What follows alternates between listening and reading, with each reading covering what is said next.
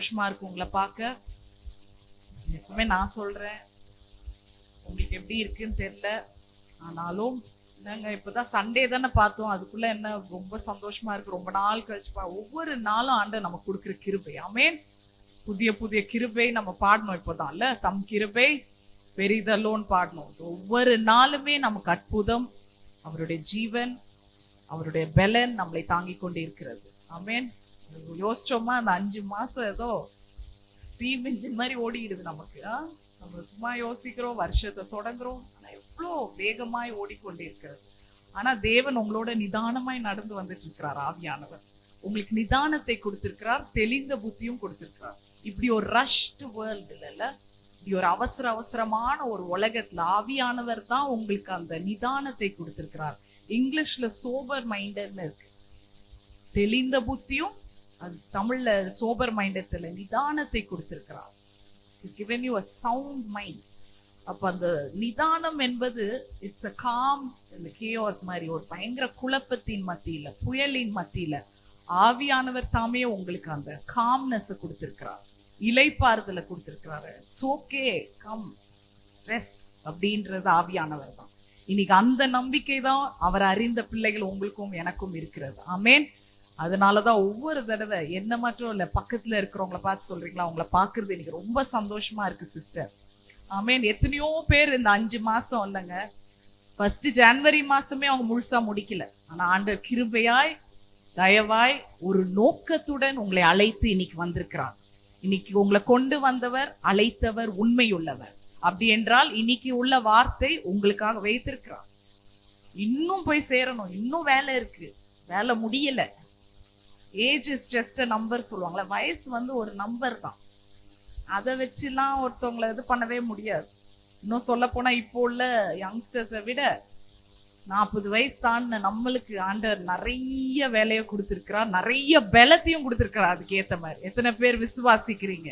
ஆமென். சாம்பலுக்கு பதிலாக சிங்காரத்தையும், துயரத்துக்கு பதிலாக ஆனந்த தைலத்தை, ஒடுங்கின ஆவிக்கு பதிலாக துதியின் உடையை உங்களுக்கு தந்திருக்கிறார். ஆமென். ஆண்டவர் கரத்தை தட்டலாமா? அவர் நல்லவருங்க. இன்னைக்கு என்னதான் பிசாசு உங்களை ஒடுக்க பார்த்தாலும், சூழ்நிலை ஒடுக்க பார்த்தாலும், இல்லை நீங்களே உங்களை ஒடுக்கினாலும் ஆண்டவர் உங்களுக்கு துதியின் உடையை கொடுத்திருக்கிறார். எத்தனை பேர் தினமும் காலையில நான் அந்த துதியின் உடையை நான் போட்டுக்கணும்? ஆமென். போட்டுட்டு நைட்டு கழட்டி வச்சுட்டு படுக்கும் போது படுங்க. அந்த நேரத்துலயும் தேவன் உறங்க மாட்டார், அப்போ கழட்டி வச்சிருங்க. அந்த ராத்திரி வரைக்கும் துதிச்சு பாருங்க, என்ன ஒடுங்கிறதும் உங்களை விட்டு ஓடியே போயிடும். ஆமென். அதுதான் சீக்ரெட். அதுதான் சாம்பலுக்கு பதிலாக சிங்காரம், துதிக்கு பதிலா என்ன, துயரத்துக்கு பதிலா ஆனந்த தைலம். இன்னைக்கு ஆண்டவர் உங்களை அப்படியாக நடத்துவார். இந்த ஜூன் மாசத்துல நான் விசுவாசிக்கிறேன். என்னடா இன்னும் ஜூனே தொடங்கல, அதுக்குள்ள இன்னைக்கு பிரசங்கம் பண்றாங்கன்னா, நான் போன வாரம் சொன்ன மாதிரியே தான். வாக்கு தத்துவம் ஆண்டவர் கொடுக்குறான்னா அந்த மாசத்துக்கு இல்லை, வேற வழி இல்லை. நம்ம அந்த மாசம் நான் எழுத வேண்டியது இருக்கு. ஏன்னா ஒரு வருஷத்துக்கு ஆண்டவர் ஒவ்வொரு மாசத்துக்கும் உங்களை புஷ் பண்றாரு பர்பஸ்க்கு. புரியுதா? அப்போ அந்த ஜான்வரியோட வசனம் முடிஞ்சிருச்சு. இப்போ நான் ஜூனுக்கு போறேன். அப்ப ஜான்வரி புத்தி உள்ள ஸ்திரீல என்ன கொடுத்தாங்கன்றது முடிஞ்சது கிடையாது. ஒவ்வொரு வசனமும் உங்களை முன்னாடி தள்ளி கொண்டே போகுது, உங்களை சோர்ந்து போக விடாம.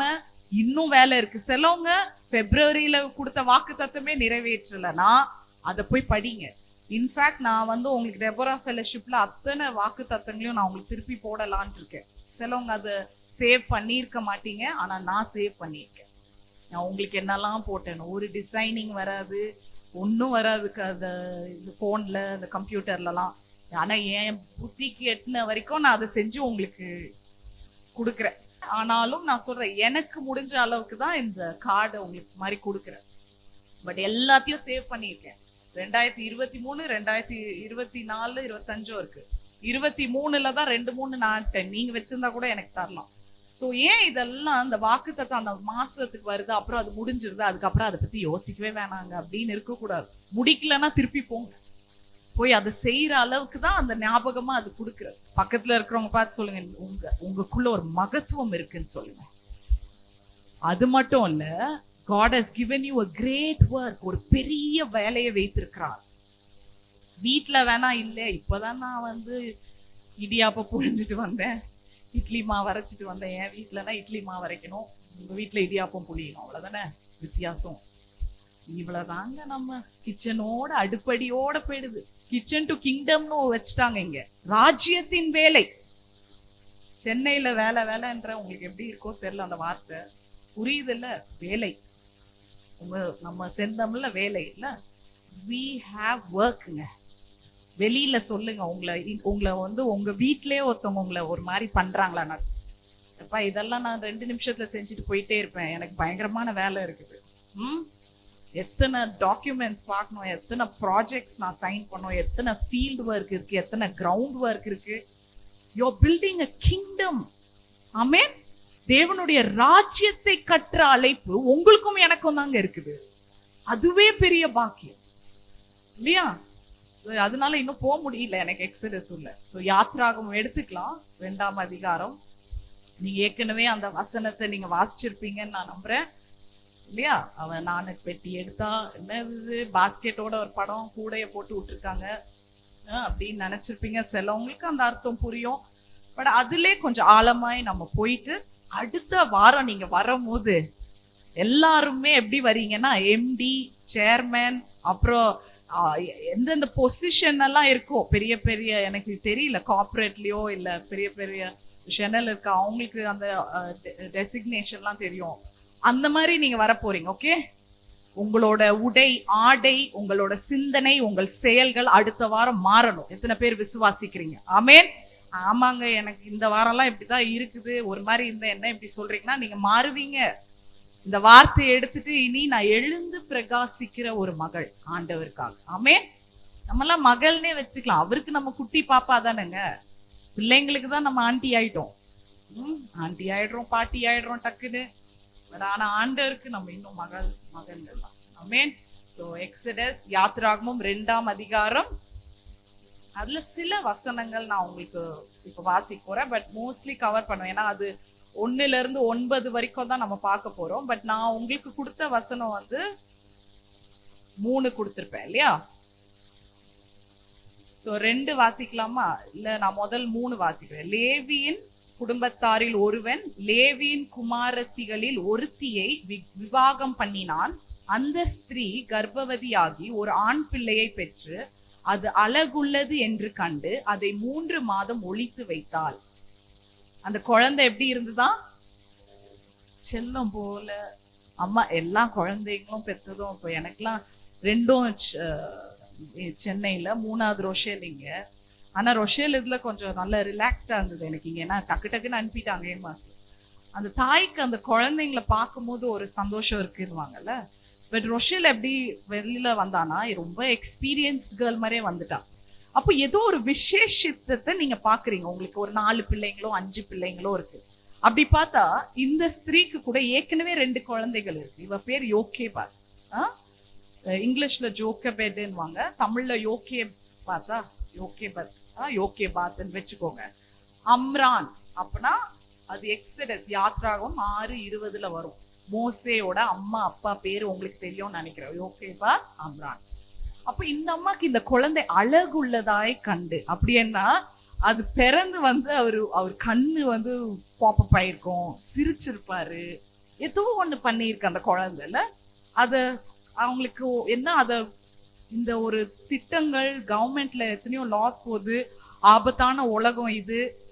இந்த உலகத்தை யோசிச்சாலே பிள்ளைங்களை எப்படி வளர்க்கணும்னு நினைக்கிற இடத்துல ஒரு தாய் 3 மாதம் மறைத்து வைக்கிறாள். 3வது வசனம், அவள் அதை அப்புறம் ஒளித்து வைக்க கூடாமல் ஒரு நாணட் பெட்டி எடுத்து, இங்கிலீஷ்ல பேப்பரஸ்ன்னு இருக்கும், இல்ல புல்ரஷ்ன்னு இருக்கும். கிங் ஜேம்ஸ் வெர்ஷன்ல புல்ரஷ், அந்த பிளான்ட் பேப்பர்லாம் செய்வாங்க பார்த்தீங்களா, அதான் நாணட் பெட்டி. ஆனா இதுல தமிழ்ல லிட்ரல் டிரான்ஸ்லேஷனா எனக்கு தெரியல. அதற்கு பிசினும் கீழும் பூசி அதிலே பிள்ளையை வளர்த்தி நதியோரமாய் நாணலுக்குள்ளே வைத்தான். அதோட அப்படியே ஜம்ப் பண்ணி நம்ம 9வது வசனத்துக்கு வரப்போறோம். சரியா? அங்கதான் நம்ம முடிக்க போறோம் இன்னைக்கு. பார்வோனுடைய குமாரத்தி அவளை நோக்கி, அவளை என்று வர இடத்துல மிரியம். சரியா? மிரியம் யாருன்னா அந்த குழந்தையோட அக்கா. இந்த பிள்ளையை எடுத்து கொண்டு போய் இல்ல இது மிரியம் வந்து கூட்டிட்டு வந்துட்டாங்க அவங்க அம்மாவை, சரியா? சோ நான் நினைக்கிறேன் அவங்க அம்மா கிட்ட பேசுறாங்க, ஓகே பாத் கிட்ட, யாரு, பார்வோனுடைய குமாரத்தி பேசுறாங்க. நீ இந்த பிள்ளையை எடுத்துக்கொண்டு போய் அதை எனக்கு வளர்த்திடு, நான் உனக்கு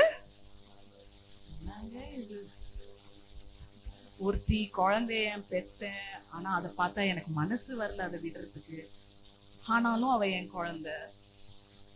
ஆனா ஒரு தாய் ஃப்ரீயா பண்ற ஒரு விஷயத்துக்கு அந்த பார்வோனோட குமாரத்தி என்ன பண்றாங்க? ஏன்னா மெசேஜ் இவ்வளவுதான் முடிஞ்சது. உங்களுக்கு க்ளூ ஏன் கொடுக்குறேன்னா, சிலவங்க ரொம்ப பிளாங்க் ஆகுறீங்க என் மெசேஜ்ல, அதனாலதான் நான் மெசேஜ் ஸ்டார்டிங்கும் எண்டும் கொடுத்தேன். இப்படிதான் இந்த சம்பவம் முடியும். நீ இதை வளர்த்து எடுத்தனா நான் உனக்கு என்ன கொடுக்க போறேன்? You are going to be paid every month. I'll pay you. இந்த குழந்தைய வளர்த்து எடுக்கிறதுக்கு, சரியா? அது மட்டும் இல்ல, அந்த ஸ்திரீ பிள்ளையை எடுத்துக்கொண்டு போய் அதை வளர்த்தாள். முதல்ல எங்க பண்ணா, எங்கேயோ நதியோர போன ஒரு குழந்தைய இப்ப திருப்பி வரும்போது எப்படி வருது? அம்மாவோட எப்படி வருது? யோபு வந்த மாதிரி வருது. சோ இன்னைக்கு நான் எங்க ஊருக்கு போகும்போது இந்த கிராமங்களுக்கு வழியா போக வேண்டியது வரும் சில நேரம், சரியா? இப்போ கிராமங்களே இல்லைங்க. கன்னியாகுமரி வரைக்கும், காஷ்மீர் டு கன்னியாகுமரி எங்களுக்கு ஹைவே எல்லாம் டெவலப். திருநெல்வேலி மாதிரி இல்லை. நான் பிறந்த ஊர் எல்லாம் பில்டிங் அது இதுன்னு. ஆனாலும் அதுலயும் சில கிராமங்களை பார்க்கும்போது நான் ஒண்ணு நோட்டீஸ் பண்ணேன். நீங்க இங்க எஸ்டேட்ல கூட நோட்டீஸ் பண்ணிருக்கலாம். இந்த தாய்மார் ஒரு அம்மா பாக்குற, அந்த அம்மா வந்து தன் குழந்தைய பின்னாடி இப்படி ஒரு துணி மாதிரி கட்டி பின்னாடி வச்சிருக்கு. கட்டிட்டு போறாங்க, 2 பேரு வேலை செய்றாங்க. எனக்கு அது கூட என் கண்ணுக்கு எட்டல. ஒரு அம்மாவை நான் பார்த்தேன், குழந்தைய கட்டிக்குது, இப்படி குழந்தை பின்னாடி இருக்கு, இப்படி நல்ல துணியில கட்டி பேக் மாதிரி வச்சிருக்காங்க. அவங்க தலையில ஒரு கூடை ஃபுல்லா பழங்கள். அப்ப வியாபாரம் செய்யறாங்க. எதை வச்சு வியாபாரம் செய்யறாங்க? பின்னாடி யாரு இருக்கிறா? தலையில, இப்படி சொல்லாமா, தலையில வியாபாரம், முதுகிலே குழந்தை சொல்லலாமா? புத்தியுள்ள ஸ்திரீகளே, கர்த்தர் உங்களை இப்படிதான் பாக்குறார். உங்க தலையில ஆண்டவர் உங்களுக்கு வியாபாரத்தை கொடுத்திருக்கிறார். ஆமேன் சொல்லுங்க. ஆமேன். You are not a simple women which you thought even when you before you entered this church. இவ்வளவுதானா என் வாழ்க்கை, இதோட முடிச்சுட்டு போறேனா? ஆண்டவர் இனிதான் வேலை தொடங்குது. ஆமேன். அப்போ எனக்கு அந்த அம்மா எனக்கு பிரசங்கம் பண்ணாங்க. அப்பாடி டகால்னு எழுதிடுவேன் போன்ல. எனக்கு தாட் வந்தா எழுதிடுவேன், நான் பயங்கரமான மறதி, சரியா? அப்ப ஆண்டவர் எனக்கு வெளிப்படுத்தினது, இந்த அம்மா மூலமா என்ன தெரியுமா ஆண்டவர் எனக்கு பேசினார்?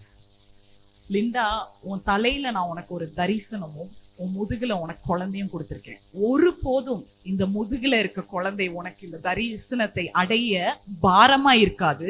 இதே குழந்தை தான் உன் தரிசனத்தை நிறைவேற்றுகிற ஒரு குழந்தையாய் மாறும். ஆமேன். அது மட்டும் இல்ல, இந்த குழந்தையே திருப்பி நீ இந்த தரிசனத்தை முடிக்கும் போது அது உனக்கு டபுள் போர்ஷன் பிளெஸிங்கா நான் உனக்கு தருவேன். அது ஆண்டர் இங்க எனக்கு இந்த தாட்டே எனக்கு ஒரு மாதிரி புல் அரிச்சிருச்சு. நான் சொன்ன, ஆண்டரே எனக்கு உலகத்துல நீங்க இந்த ரிவார்ட் தரணும்னு இல்லை, நான் ஹெவனுக்கு வந்து தாங்க, எனக்கு அது போதும். நான் அலிஷா, டேனி, ரோஷேல முடிந்த அளவுக்கு, போர் அடிக்கிற அளவுக்கு, அவங்களே வேணான்னு சொல்ற அளவுக்கு உங்களை நான் திணிச்சு விடுறேன். இந்த நாட்கள்ல குழந்தைகளுக்கு என்ன நீங்க வாங்கி தரீங்களோ வீட்டுல, தயவு செய்து இயேசுவை கொடுங்க. ஆமேன். Give Jesus to them. என்ன மம்மி நீங்க ப்ரீச்சிங்க? நான் இப்பெல்லாம் ரெஸ்டாரண்ட் போனாலும் ஏதாவது இந்த மாதிரி பேச ஆரம்பிச்சிடறேன்னா, mummy you're preaching everywhere, you're preaching அப்படின்னுங்க, சரியா? இல்ல வாண்டுங்க தான் ரொம்பவே சொல்லும். பையன் அமைதியா இருப்பாரு, பட் வாண்டுங்க என்ன சொல்லும்? Again started to preach. அப்படிதான் ஏன் பண்ணுவேன். ஏன்னா இப்படி ஒரு விஷயம் எனக்கு வந்து முக்கியம்னா ஆண்டவர் சொல்றாருன்னா அது கீழ்ப்படிந்து செய்யறத தவிர வேற எதுவுமே இல்லை. அதனாலதான் பாருங்க, நீதிமொழிகள் 31 குணசாலியான ஸ்திரீயை பத்தி ஒரு ராஜாவின் அம்மா சொல்றாங்க, என் மருமகனா இப்படி இருக்கணும்பா. அந்த 31ஆம் அதிகாரத்துல நீங்க எடுத்தீங்கன்னா, வீட்டுல போய் எடுங்க, அதுல 10ல ஒரே ஒரு கேள்வி இருக்கும். 10வது, குணசாலியான ஸ்திரீயை கண்டுபிடிப்பவன் யார்? அது ஒரே கேள்விங்க. ஆனா அது பதில் 31 வரைக்கும் வருது. கண்டுபிடிச்சீங்களா? அந்த 31 வர வரைக்கும் அதுல 3 வசனங்கள் இருக்கும். அதை நான் எழுதி வச்ச மறந்து, எது 15, 27, 28 மட்டும்தான் அந்த ஸ்திரீ வீட்டு வேலை செய்தாள் என்று இருக்கிறது. மீதி அனைத்தும் she is a business woman. Amen. merchandise. So the women தலையில பல கூடையை சுமந்து கொண்டிருக்கிறார். அவள் கூடையில ஒரு தரிசனம். She's having a merchandise on her head and baby on her back. அப்படி என்றால் அவள் விஷன் தலையில, மிஷன் பின்னாடி. ஆமென். அப்படி என்றால் எதிர்காலத்தின் தரிசனத்தை அடையும் வல்லமை உங்களுக்கு இப்போதைய தருணத்தில் அடங்கியுள்ளது. ஆமென். You believe it? ஏன் இன்னும் பிரேயர், புலம்பல் பிரேயர் பண்றோம்? ஏன்னா நேத்த பத்தி பேசுவோம். ஆண்டவர் கிட்ட போனதும் என்ன, நேத்து என்ன ஆண்டவரே இப்படி ஆயிடுச்சு, ஆண்டவரே பண்ணுங்க ஆண்டவரே ப்ளீஸ் ஆண்டவர். சரினா இப்படி போயிடுவோம்ல, நானே பண்ணிடுச்சு, விட்டுற பயமா இருக்கு, அப்படிலாம் வந்திருக்கேன் நான். அந்த மாதிரி யாராவது பண்ணியிருக்கீங்களா? ஆண்டவரே ஆண்டவரே எதை செய்யுங்க ஆண்டவரே, இப்படி ஆயிடுச்சு, இன்னைக்கு அப்படி ஆயிடுச்சு. முந்திலாம் என் பிரேயர் வித்தியாசங்க. நீங்க அப்படி பண்ணலன்னு தலையாட்டுறீங்க. ஒரு தருணத்துல கூட பண்ணல. ஆண்டவரே என்னை கை விட்டுறாரு, ப்ளீஸ் என் பிள்ளைங்களை விட்டுறாரு, பார்த்துக்கோங்க. ஒரு யாருக்கிட்டங்க நம்மளும் தான் புலம்புவோம். புலம்பல் ஜெபம் வேணான்னு சொல்லல. ஆனால் இனி சிஸ்டர்ஸ், ஆண்டவர் உங்களுக்கு நல்லதை நிறைவேற்றி முடித்து விட்டார். இனி நீங்க பண்ண போறது நிகழ்கால ஜெபம்ல. நிகழ்கால ஜெபத்துல நிறைய புலம்பல் அடங்கி இருக்கேன். ஆனா இன்னைக்கு பத்தி யோசிப்பீங்க, நேத்த பத்தி யோசிப்பீங்க. ஆனா எதிர்கால தரிசனத்தை பத்தி யோசிங்க. ஆண்டவர் இதே பாழாய் போற குடும்பத்தை வைத்தே, இதே பாழாய் போன தேசத்தை வைத்தே ஆண்டவர் உங்கள் தரிசனத்தை நிறைவேற்ற வல்லவராய் இருக்கிறார். அப்படி என்றால் அந்த தரிசன ஜெபம் எப்படி இருக்க வேண்டும்னா, துதியின் உடையோடு இருக்க வேண்டும். ஆமென். ஜெபத்துல நின்னதும் துதிக்க ஆரம்பிச்சிருங்க. அப்பதான் ஒரு கம்ப்ளைண்ட் வரும் வீட்டுல, துதிக்கிறேன் நன்றின்னு சொல்லுங்க. ஆண்டவரே இப்படி கம்ப்ளைண்ட் வருது, ஆனா நீங்க சரி பண்ண போறீங்க, நன்றி. ஆமென். ஏன்னா இது என் தரிசனத்துல எனக்கு வெற்றியின் தரிசனம் தானே. அதான் இதெல்லாம் நான் என்ன பண்ண மாட்டேன், மைண்ட் பண்ண மாட்டேன். என் உடம்பு வலியை நான் பார்க்க மாட்டேன். என் வீட்டுல நடக்கிற போராட்டங்களை பார்க்க மாட்டேன். ஏன்னா என் தரிசனம் ஆண்டவர் ஏற்கனவே முடித்து விட்டார். ஆமென். அதை என்கிட்ட இப்ப கொடுத்திருக்கிறார். முடித்து விட்டார் என்றால் நான் இப்ப ஒண்ணுமே செய்யக்கூடாதுன்னு இல்லை, வேலை நிறைய இருக்கு. ஏன்னா அந்த அம்மா என்ன வச்சிருந்தது, கூடையில பழம் மட்டும் வச்சுட்டு இல்ல, முதுகுல என்ன பண்ணிட்டு இருக்கு, ஒரு குழந்தைய சுமந்துட்டு இருக்கு. ஆதாமுக்கு ஏவாளை ஆண்டவர் என்ன கொடுத்தார், ஹெல்ப்பர். எப்படி தமிழ்ல இருக்கு, எப்படிங்க, உதவியாளர்னு போட்டிருக்கு. ஏங்க, ஆண்டவர் ஒரு உதவியாளரை கொடுத்தார்னா, ஒரு ஹெல்ப்பரை கொடுத்தார்னா, அந்த ஹெல்ப்பர் ஹெல்ப்லெஸ்ஸான விமனாவா இருக்கும்? ஆண்டவர் உங்களை உதவியாளர் என்று ஒரு பட்டத்தை கொடுத்திருக்கிறார் என்றால் நீங்க உதவா கரையா இருக்கணுமா? உதவியற்றவர்களா இருக்க வாய்ப்பு இருக்கா? இல்ல. உலகம் உங்களை சொல்லும், நீ இவ்வளவுதான், கிச்சன் உள்ள உன் காரியம் முடிது. இல்லங்க, ராஜ்யத்தை கட்டத்தக்கதாக உங்களை ஹெல்ப்பரா வைத்திருக்கிறார். அப்படி என்றால் ஆதாம் கிட்ட இருந்து நீங்க வந்தனால நீங்க ஒரு ஆப்போசிட் ஜெண்டர் இல்ல. நான் போன தடவை சொன்னேன், நீங்க ஒரு எதிரின பாலினம்லாம் கிடையாது. You are a correspondence. நீர் ஒரு தொடர்பாய் ஆண்டவர் பார்க்கிற. உன் மூலமா நான் செய்ய வல்லவரா இருக்கிறேன். உன்னை நான் ஹெல்ப்பரா கூப்பிட்டு இருக்கிறேன்னா எந்த காலத்துலயும் நீ ஹெல்ப்லெஸ் இல்ல. அவ்வளோ வரங்களையும், அவ்வளோ பரிசுகளும், அவ்வளோ ஞானத்தையும், அவ்வளோ ஊழிய கிருபைகளையும் நான் உன் தலையில கொடுத்திருக்கிறேன். நீ எழுந்து நட. பின்னாடி பாரமா இருக்கிற மாதிரி இருக்கும், குடும்பத்தையும் சுமக்கணும், தரிசனத்தையும் பார்க்கணும். ஆனால் நான் சொல்றேன், நீங்க அதை எடுத்துட்டு நடங்களேன், ஆண்டவர் இதை பாரமா காமிக்க மாட்டாரு. இதுதான் ஆண்டவர் ஆசீர்வாதமாய் மாற்றுவார். ஆமென். ஏன்னா நீங்க வளர்த்தெடுக்க போற, you are raising a powerful generation. சொல்லுங்க, நான் வல்லமை உள்ள ஒரு சந்ததை உருவாக்க தான் ஆண்டவர் என்னை அழைத்திருக்கிறார். சும்மா வந்து பால் ஊட்டணும், வளர்த்தோம், டேனி மெக்கானிக்கல் இன்ஜினியர் போறான், இல்ல ரோபோட் இது படிக்கிறான், அது படிக்கிறான்றதுக்கு நான் அவனை பெத்து எடுக்கல. தேவன் அவன் வாழ்க்கையில் என்ன திட்டம் வைத்திருக்கிறார், அதை வளர்த்தெடுக்க தான் நான் இங்க தாயாய் இருக்கிறேன். ஆமென். I'm raising a generation for God. அவர் என்ன நோக்கத்தை வைத்திருக்கிறாரோ அதை செய்யறதுக்கு ஆண்டவர் என்ன பண்ணியிருக்கிறார், உங்களையும் என்னையும் அழைத்திருக்கிறாருங்க. சோ நம்ம ஒரு தாயாய் நமக்கு எவ்வளோ ஒரு பங்கு இருக்கு பிள்ளைங்க வளர்க்கறது. இன்னைக்கு வீட்டுல என்னதான் பிரச்சனை இருந்தாலும் சொல்ற, அம்மாங்களுக்கு ஒரு பழக்கம் இருக்கு, பிள்ளைங்க தப்பு பண்ணிட்டா பாரு அவங்க அப்பா மாதிரியே பண்ணுது, நல்லது பண்ணா நான் ஏதாவது தப்பு பண்ணா பாருங்க அப்படியே உங்களோட ரத்தம் வந்திருக்குது, என்னங்க அப்படியே வந்திருக்கு. அதுல ஒரு சண்டை இல்ல வீட்டுல. என் வீட்டுலதான் அப்படிலாம் நான் பேசுவேனோ, அதுல வேற யூடியூப்ல ஃபுல்லா என்னை பத்தி புகழ்ந்து பேசுறேன் பாருங்க. எல்லாம் என்னை பத்தி தப்பாதான் பேசி வச்சிருக்கேன் இது வரைக்கும். நானே போய் கேட்டேன் அன்னைக்கு, ஒரு வார்த்தை கூட என்னை பத்தி அங்க நல்லாவே வரல. ஏன்னா எக்ஸாம்பிளுக்கு என்ன தானே எடுத்துட்டு இருக்கேன். அப்ப கேக்குறவங்க என்ன நினைப்ப, என்ன பொண்ணு இது, என்ன அம்மா இவங்க எப்படி பிரசங்கம் பண்ணிட்டு இருக்காங்கன்னு தான் வரும் இல்லையா?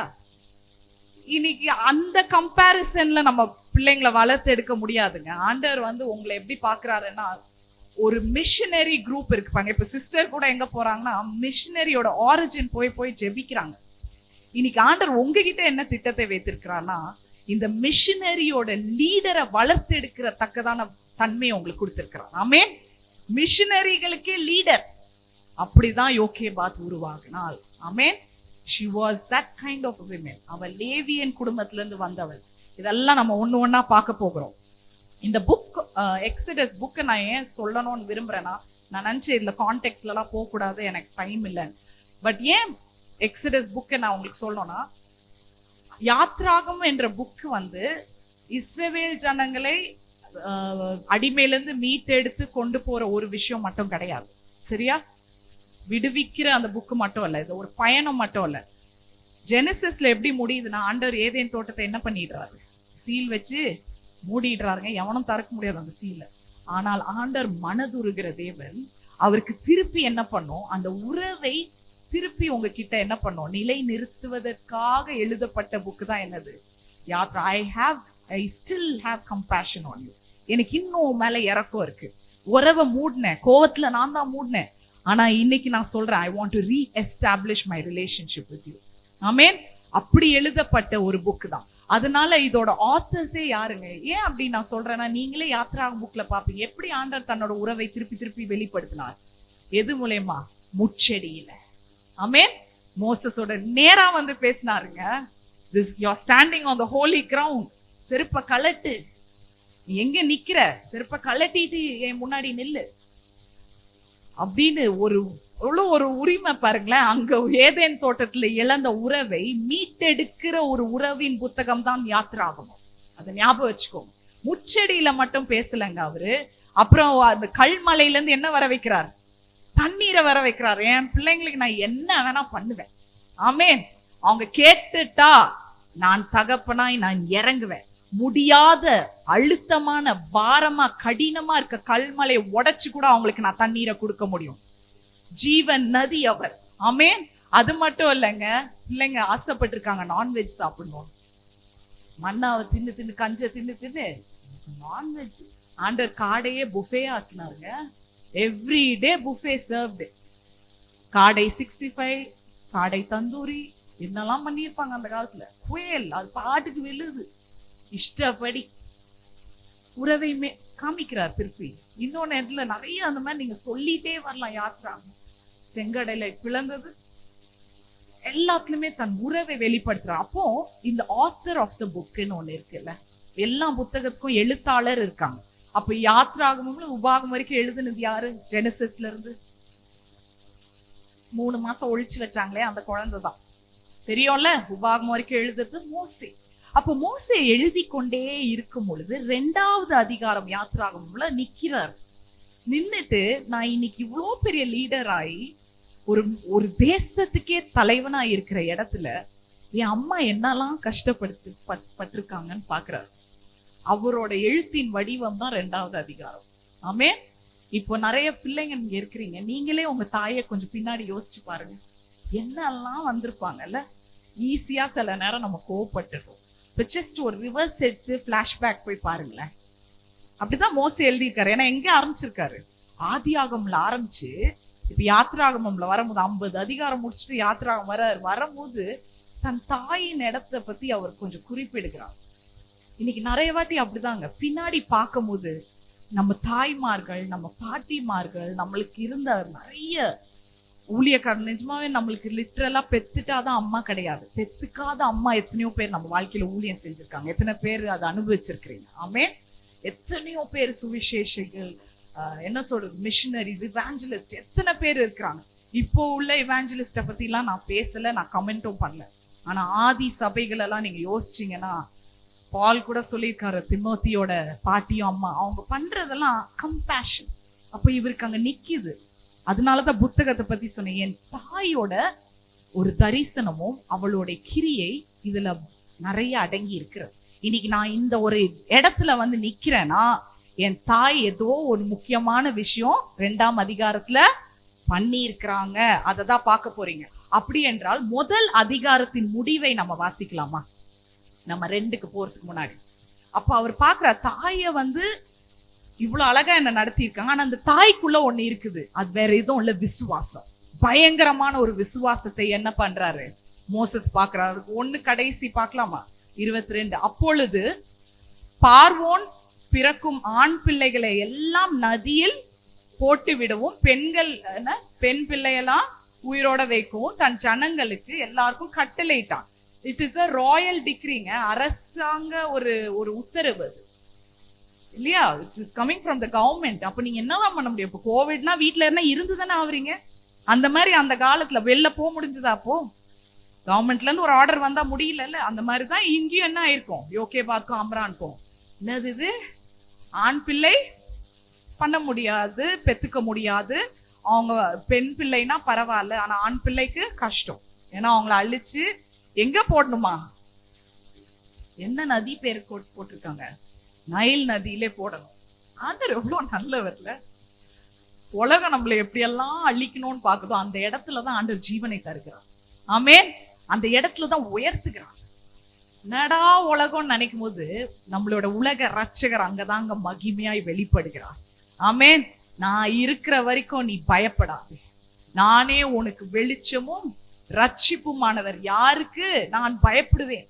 அவரே என் ஜீவனின் பலனானவர். யாருக்கு நான் அஞ்சிடுவேன்? இததான் நீங்க சொல்லிட்டு போனோம். சங்கீதம் 27 சொல்லிக்கிட்டே இருங்க. He is my light and my salvation. He is my strength of my life.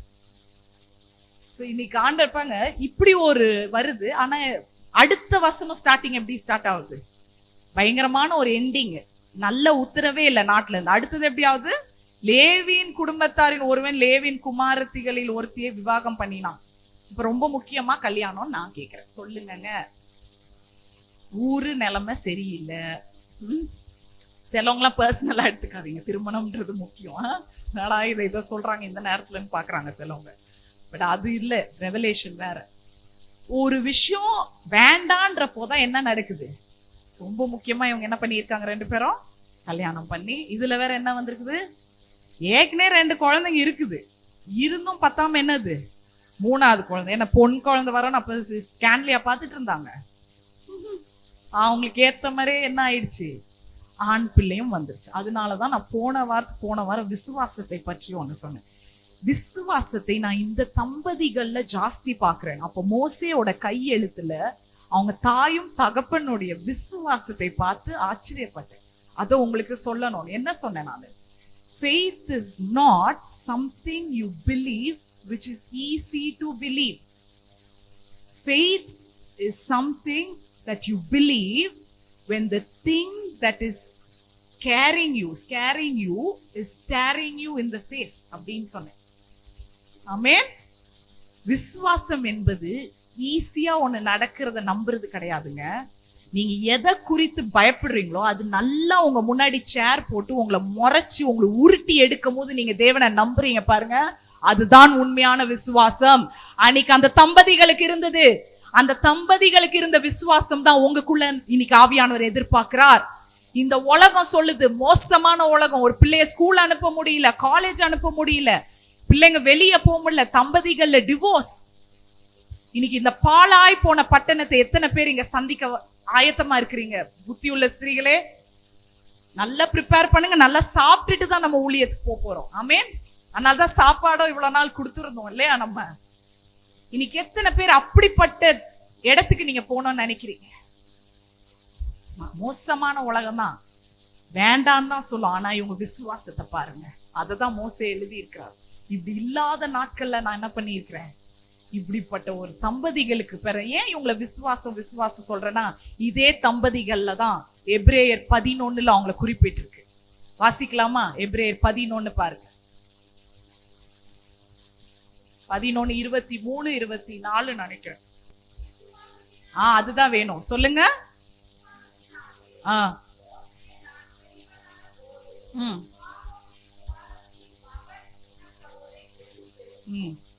அதெல்லாம் விட்டுருங்க. விசுவாசத்தினால என்ன பண்ணாங்களாம்? ஆண் பிள்ளையை பெற்று எடுத்திருக்கிறாங்க.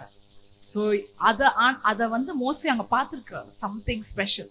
இன்னைக்கு தாவீது கூட கோலியாத் முன்னாடி நிற்கும் போது கோலியாத் முறைச்சிட்டு தான் நின்று இருப்பான். ஏற்கனவே 40 நாள் என்ன பண்ணியிருக்கான், மிரட்டி உருட்டி போன காரியங்கள் இருக்கு. இன்னைக்கு எத்தனை வாட்டி இந்த 5 மாசம் மிரட்டி உருட்டுற காரியங்கள் உங்க முன்னாடியே உட்காந்து ஸ்டேர் பண்ணுது. ஆனாலும் தாவீது எப்படி போனான், அவன் விசுவாசம் எப்படி இருந்தது, நான் சேனைகளின் கர்த்தர் நாமத்துல வந்திருக்கிறேன். ஆமென். ராகாப் அவளை விட்டுருவாங்க. Rahab is the main character இந்த பைபிள். அவளோட பின்னணியோ அவளோட வேலையோ எல்லாம் நல்லா இல்லை, ஆனா அவ முடித்த காரியங்கள், அவ தரிசனத்தை முடித்தா பாருங்க.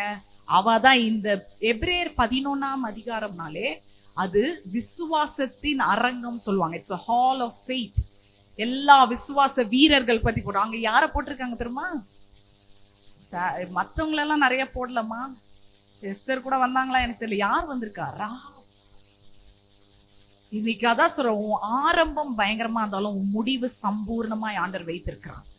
அவரை புடிச்சுக்கிட்டீங்கன்னா நீங்க நினைக்காத அரங்கத்துல ஆண்டவர் உங்களை உட்கார வைக்க வல்லவராய் இருக்கிறார். ஆமென். அன்னைக்கு மதில் ஓரமா அசிங்கமான ஒரு தொழில் செஞ்சுட்டு வெக்கப்பட்டுக்கிட்டு வெளியே, எங்களுக்கு கூட நிறைய அவமானங்கள் இருக்குங்க. இப்போ இவ்வளவு ப்ரீச் பண்றோம், ஆனா அவமானப்படுத்தனே இருக்கிறாங்க.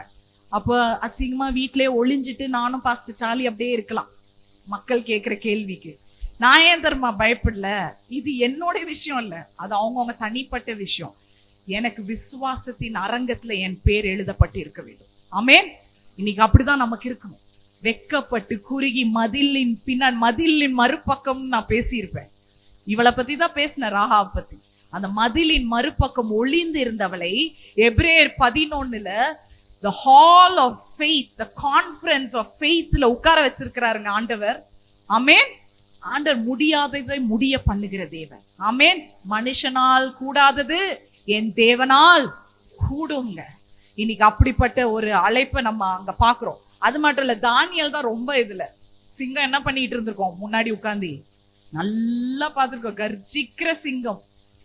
சில நேரம் என் வீட்டு நாயே ரொம்ப கிட்ட இருந்தா எனக்கு இவன் பெருசா தெரியும். அப்ப சிங்கம்லாம் என்ன சைஸ்ல இருக்கும். இன்னைக்கு தானியலும் அந்த சிங்க கெபில இருக்கும் போது மூஞ்சி கிட்ட வந்து நின்றுட்டு இருந்திருக்கோம், முறைச்சிட்டு இருந்திருக்கோம். ஆனா தானியல் எப்படி போனா, என் தேவன் சகலத்தையும் ஜெயித்தவர், ஆனா காலையிலே ஜன்னலை திறந்து ஜெபிக்கிறேன், என் தேவன் மகத்துவம் உள்ளவர், வாயே அடக்கி வைத்திருந்தார். ஆமென். சிங்கத்தின் வாயை கட்டுகிற தேவன். இன்னைக்கு அப்படி விசுவாசித்து பாருங்களேன். இன்னைக்கு அதை தான் மோசி அங்க பார்த்தான். அதுக்கப்புறம் தான் இப்ப போறோம். விசுவாசம் இருக்கிறது பத்தாது, நமக்கு விசுவாசத்தை கிரியையில கொண்டு வரணும். So faith without action is dead. கிரியை இல்லாத விசுவாசம் செத்தது. So இன்னைக்கு நம்ம பார்க்க போறது எல்லாமே கிரியை சார்ந்தது. உங்க எல்லாருக்குமே டெய்லி ஆண்டவர் ஒரு ஆக்டிவிட்டி வச்சிருக்கிறார். கிரியை என்பது சிம்பிளா எடுத்துக்கிட்டீங்கன்னா அது ஒரு செயல், ஒரு ஆக்டிவிட்டி நீங்க செய்யணும். இன்னைக்கு அந்த கிரியையை நான் எப்படி ஆண்டவருக்காக நான் பிரயோஜனப்படுத்தி கொள்ள போகிறேன், இதை தான் அடுத்த வாரம் பிராக்டிக்கலா இருக்கும். இது ஜஸ்ட் உங்களுக்கு ஒரு இன்ட்ரடக்ஷன் தான், சரியா? இதுல பாருங்க 3 காரியம் இருக்குங்க மிஷன் ஒர்க்ல. நான் சொன்னேன்ல, உங்களோட தரிசனத்தை நீங்க அடையணும்னா உங்க மிஷன் எப்படி இருக்கணும், ஆக்டிவேட்டடா இருக்கணுங்க. அது வந்து அதுவே ஓஞ்சிருச்சுன்னா மிஷன். நிறைய பேர் அதான் சொல்றாங்க, ஆண்டவர் எனக்கு பெரிய தரிசனத்தை கொடுத்தாரு சிஸ்டர், ஆனா அது நிறைவேற்றாமலே, நல்ல தரிசனத்தை கொடுத்திருப்பாரு, நிஜமாவே ஆழமான ஒரு பொக்கிஷத்தை கொடுத்திருப்பாரு, ஆனா நிறைவேற்றாமலே அவங்க காலம் என்ன ஆயிடுது. கடைசியில ஃபியூனரல் சர்வீஸ்ல போய் என்ன பாடிட்டு இருக்கிறோம், திருப்பாதம் நம்பி வந்தேன். தேவையா? ஆண்டவர் வந்து பரதேசியில இப்ப வச்சிருக்கிறாரு, கேட்பாரு, நான் உனக்கு ஒன்னு அழகானது கொடுத்தேனே, நீ என்ன பண்ண? ஆனா ஃபியூனரல் சர்வீஸ்ல மருமக கூட மாமியார நல்லா பேசுற ஒரு தருணம் இல்லையா? ஏன்னா அப்பதான் அந்த அருமெல்லாம் தெரியும். இருக்கிற வரைக்கும் என்ன தெரியாது, ஒண்ணுமே தெரியாது. அதுதான் ஆண்டவரோட தரிசனம். அவர் தரிசனம் இருக்கிற வரைக்கும் உங்களுக்கு தெரியல, பட் நீங்க அதை இறங்கி செய்யணுங்க. இன்னைக்கு அதை கிரியாய் நம்ம என்ன பண்ண வேண்டும், வெளியே கொண்டு வரணும். ஸோ தரிசனத்துக்கு, மிஷன் ஒர்க்குக்கு 3 பாயிண்ட் தான் இன்னைக்கு, சரியா? முதல் பாயிண்ட் நோக்கம், பர்பஸ். இந்த பர்பஸை நான் எப்படி பாதுகாப்பேன். 2வது ப்ரிப்பரேஷன், நான் எப்படி என்னை தயார்படுத்திக் கொள்வேன். 3வது ப்ரொசீட் பண்ணுவேன், இதை எப்படி நான் தொடர்ந்து இதை செயல் கொண்டு வருது. இட்ஸ் ப்ரொசீஜர் சொல்லலாம், இல்லை நான் அதை ப்ரொசீட் பண்றேன், என்ன எப்படி தொடரும் அந்த தரிசனம். So first purpose, preparation, proceed. To prepare, என்ன சொல்றது, to have a purpose, to prepare and to proceed with it. Amen. So இதுல தான் நம்ம இப்போ பார்க்க போறோம். இதுல பாருங்க, இதுல நம்ம வந்து இதுல எப்படி அந்த 3 மாதம் அவ வந்து என்ன பண்றாங்க, 2வது வசனத்துல 3 மாதம் குழந்தைய ஒளித்து வைக்கிறா. அப்போ நான் உங்களுக்கு ஒரு ஹிண்ட் கொடுத்தேன். அந்த குழந்தை எப்படி இருந்ததா, அழகானதா இருந்ததா, கியூட்டா இருந்திருக்குது, சிரிச்சிருக்கும், ஏதோ ஒண்ணு பண்ணிருக்கு. இன்னைக்கு ஆண்டவர் உங்க எல்லாரையுமே எப்படி அழைத்திருக்கிறார்னா, உங்களை ஃபைனா பாக்குறாரு. ஏதோ ஒண்ணு உங்களை அட்ராக்ட் பண்ணிருக்கு ஆண்டவரை. நான் சொல்றது ஆண்டவரை.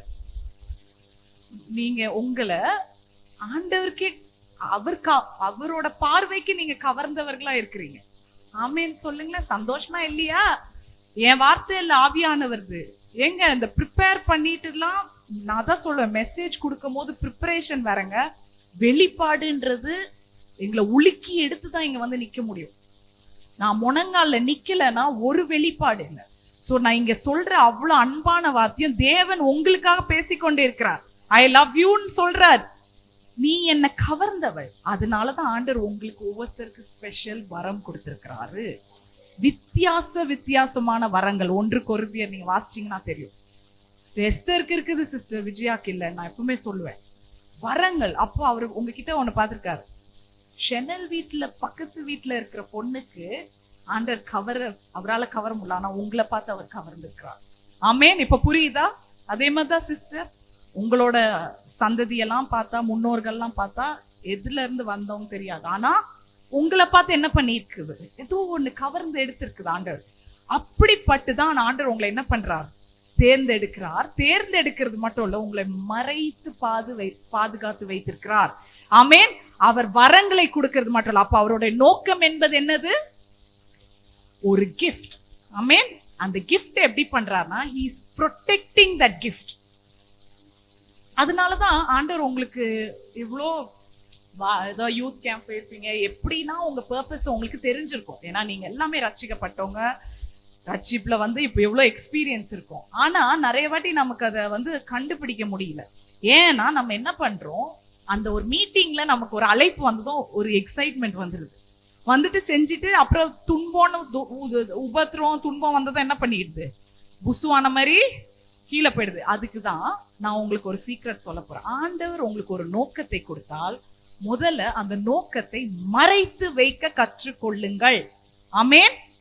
இயேசு கூட அவருக்கு நல்லா தெரியும் அவர் ஸ்பெஷல்னு. நான் பிதாவுடைய குமாரன் நல்ல அறிந்தவர். 12 வயசுல போய் ஆலயத்துல சொல்றாருன்னா 13 வயசுல இப்படி தூக்கிட்டு பேசலங்க, இல்ல பாடல. நான் தான் தேவகுமாரன் சொன்னாரா? எத்தனாவது வயசுல வந்தாரு தன் நோக்கத்தை 30 வருஷம் அமைதியா வேலை செஞ்சாரு, படிச்சாரு. He did everything, but he hid something. இன்னைக்கு தாவீது அழகா சொல்ற, கர்த்தருடைய வார்த்தையை நான் எங்க என் இருதயத்துல மறைத்து வைத்திருக்கேன். hidden his word inside my heart. எடுத்ததும் நீங்க என்ன பண்ணக்கூடாது, எனக்கு ஆண்டவர் நோக்கத்தை கொடுத்திருக்காரு. ஆவியானவருக்கும் உங்களுக்கும் உள்ள தொடர்பை வெளியே பகர்ந்து பெருமைக்காக பகிர்ந்து கொள்றதோ இல்ல ஆவிக்குரிய முதிர்ச்சியை நீங்க யாருக்கோ நிரூபிக்கணும்னு செய்யாதீங்க. இது வந்து பிரைவேட் இன்டிமேட் ரிலேஷன்ஷிப். இன்டிமெசி சொல்லுவாங்க.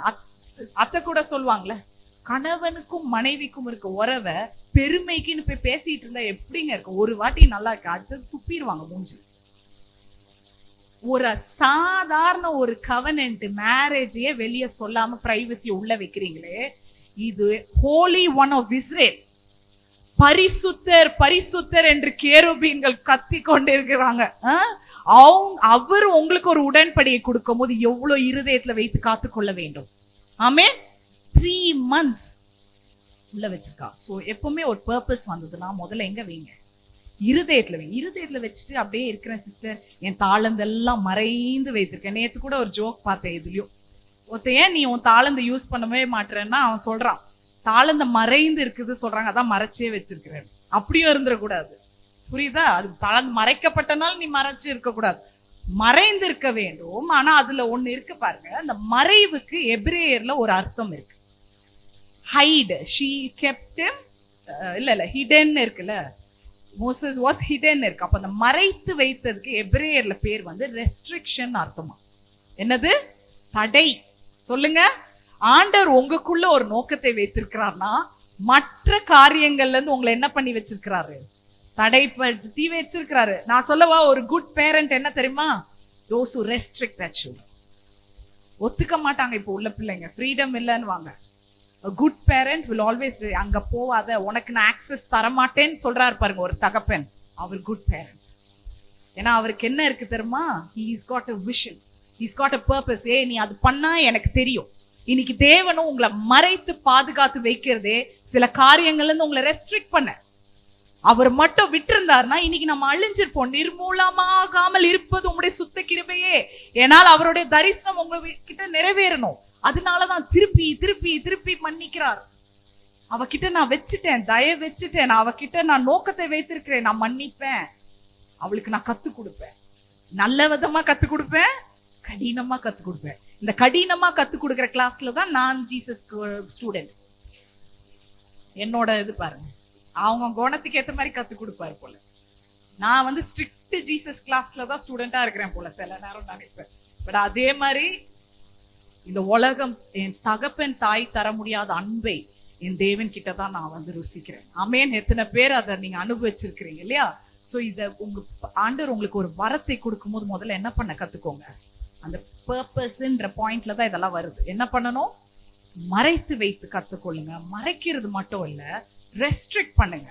எனக்கு இப்படி ஒரு பர்பஸ் இருக்குன்னா இதுக்கெல்லாம் எதுக்கு இடம் இல்லை. மற்ற தேவையில்லாத எந்த காரியத்துக்கும் எனக்கு இடம் இல்லை. அது உன் குடும்பம் உன்னை பிரித்தெடுத்தாலும் தேவனுடைய திட்டத்துல இருந்து யூ ஹாவ் டு ரெஸ்ட்ரிக்ட். தடை செய்ய கற்றுக்கோங்க. இது எனக்கு முதலிடம், நான் தேவனுக்கு இதை தான் பதில் சொல்லணும்னு வரணும். அதுதான் மிஷினரி. மிஷினரி போகிறது எப்படின்னா, நல்லா இருந்து இப்போ ஸ்ரீலங்கால வந்து மிஷினரி எப்படி போறாங்கன்னா, நேத்து நான் வந்து லீடர்ஸ் ட்ரைனிங்க்கு என்னையும் பாஸ்டரும் கூப்பிட்டுருந்தாங்க. 4 மணி வரைக்கும் ஒரு அம்மா பேசுது, கொரியால இருந்து வந்து டீச் பண்ணுவாங்கன்னா அவங்க சாட்சியே சொல்லிட்டாங்க. அவங்க என்ன கணக்கீடு போடுறாங்கன்னா, இந்தியால இத்தனை 1000 பேர் மிஷினரியா போறாங்க, அமெரிக்கால இப்படி போறாங்க, கொரியால 30,000 பேர் ஏதோ போறாங்க. இலங்கையில இருந்து மிஷினரியே போறது இல்லையா? இலங்கையில இருந்து மிஷினரின்னு பேர் சொல்லிட்டு எப்படி போறாங்கன்னா போய் குடும்பமா செட்டில் ஆயிடுறாங்களாம். அது மிஷினரி கிடையாது. That is not mission work. Missionary work என்ன தெரியுமா? உங்க கம்ஃபர்ட் ஜோனே போயிடும். 2 சிஸ்டர்ஸ் இங்க வந்தாங்க தெரியுமா? அவங்க மாதிரி அந்த ஊரிலேயே தங்கி அந்த பாஷை புரியாத பாஷையை பேசி அங்க ரட்சிப்பை கொடுக்குறாங்க பாத்தீங்களா? அதுதான் மிஷினரி. ஸோ அது கன்ஃபியூஸ் பண்ணக்கூடாது. நிறைய பேர் அதுல நீங்க கன்ஃபியூஸ் ஆகக்கூடாதுன்னு தான் நான் அந்த பாயிண்ட்டை எடுத்துட்டு வரேன். நேற்று அவங்க அதை தான் எங்களுக்கு பேசினாங்க. அதுக்காக நான் உங்களை கஷ்டப்பட சொல்லல. உங்களுக்கு இருக்கிற இடத்துல நீங்க மிஷினரியா இருக்கலாம். ஆமென். அதை ஒரு பொருட்டா யூஸ் பண்ணக்கூடாது ஆண்டவர் கொடுத்த தரிசனத்தை. இன்னொன்னு நீங்க அதுல பாத்தீங்கன்னா, இதை நான் மறைத்து வைக்கிறது மட்டும் இல்ல, நான் சிலதை தடை பண்றது மட்டும் இல்ல. 3வது காரியம் இந்த பர்பஸ்ல என்ன வருதுன்னா, 1 சாமுவேல் எடுத்துக்கிட்டீங்கன்னா, நீங்க எடுக்காதீங்க, வீட்டுல போய் பாருங்க, ஏன்னா டைம் இல்ல. அதுல அன்னாள் வந்து தன்னுடைய இருதயத்துல அவ என்ன பண்ணிட்டா? ஜெபத்தை மறைத்து வைத்திருக்கா. இதே ஏலி கிட்ட சொல்லி இருந்தான்னு வைங்க ஜெபத்தை, ஏலி என்ன செஞ்சிருப்பாரு? உனக்கு இந்த 70 வயசுல குழந்தை தேவையான்னு கேட்டிருப்பாரு. இல்லைன்னா அவ சந்ததியே என்ன சந்ததி தான்? நீங்க அண்ணாளோட சந்ததி பாத்தீங்கன்னா கோரா அந்த இதுல இருந்து வருது. ஆண்டவர் பூமியோட விழுங்கினாரே, அதுல இருந்து வந்த சந்ததி தான் அண்ணாள். உனக்கு இப்போ உன் சந்ததியே நிறுத்திட்டாங்க, இதுல உனக்கு பிள்ளை பிறந்து நீ வேற சர்ச்லயே வேற கொடுக்கணுமா? சர்ச்ல இருந்தே உன்னை ரெஸ்ட்ரிக்ட் பண்ணி வச்சிருக்காங்களே, நீ எப்படி சர்ச்சுக்கே உன் பிள்ளைய கொடுப்பேன்னு சொல்ற? ஆண்டவர் அங்கதான் வராரு. அன்னாளின் ஜெபத்தை கேட்டார். இன்னைக்கு அதே சாமுவேல் தான் முதல் ஆண்டவர் விரும்பின ராஜாவை அபிஷேகம் பண்ணார். அதே அபிஷேகம் பண்ணப்பட்ட ராஜாவிடத்திலிருந்து தான் ரட்சகர் வெளியே வந்தார். ஆமென். நீங்க நினைக்கிறீங்க, ரெஸ்ட்ரிக்ட் பண்ணி பாருங்க, கர்த்தர் பெரிய காரியங்களை செய்வார். முதல்ல மறைத்து வைக்கிறதுல, இப்ப மறைத்து வைத்தது நான் எப்படி ஆயத்தம் பண்ணுவேன்? அதுக்கு ஒரு நல்ல வசனம் இருக்கு, இது மட்டும் நீங்க எடுத்துக்கலாம். மார்க் 12:24 எடுத்துக்கோங்க. அதுல எப்படின்னா, ஆண்டவர் சொல்றாரு அந்த ஆளுங்க கிட்ட, கல்யாணத்துல வந்து கல்யாணம் ஆன தம்பதி வந்து கணவனை தெரிஞ்சுக்க முடியுமா? Is marriage possible in resurrection கேக்குறாங்க. ஜீசஸ், உனக்கு அறிவு இருக்கா? நீ என்ன படிச்சு நீ என்ன கேட்கிறன்றதுதான் அந்த பேசேஜ். இதுல மார்க் 12:24 எடுத்துக்கிட்டீங்கன்னா, தேவனுடைய வசனம் எப்படி இருக்க வேண்டும்?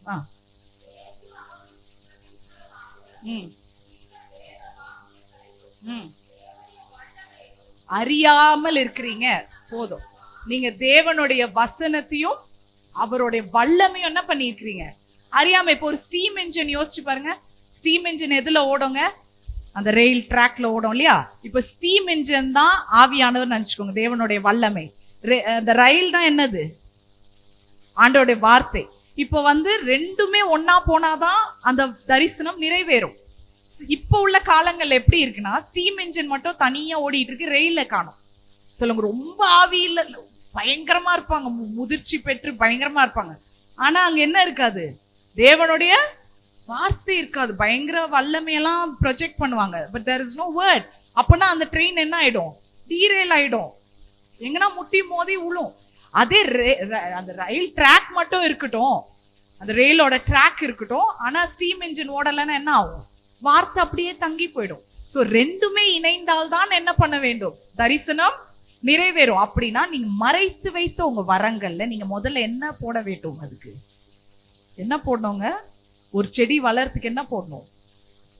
அந்த மாதிரி ஜெபத்தை போடணும். இன்னைக்கு ஜெபம் குறைந்து இருக்கிறது. உங்க நோக்கம் இருக்கு, ஆனா ஜெபம் என்ன வருது? ஒரு அளவுக்கு குறைஞ்சிக்கிட்டே வருது.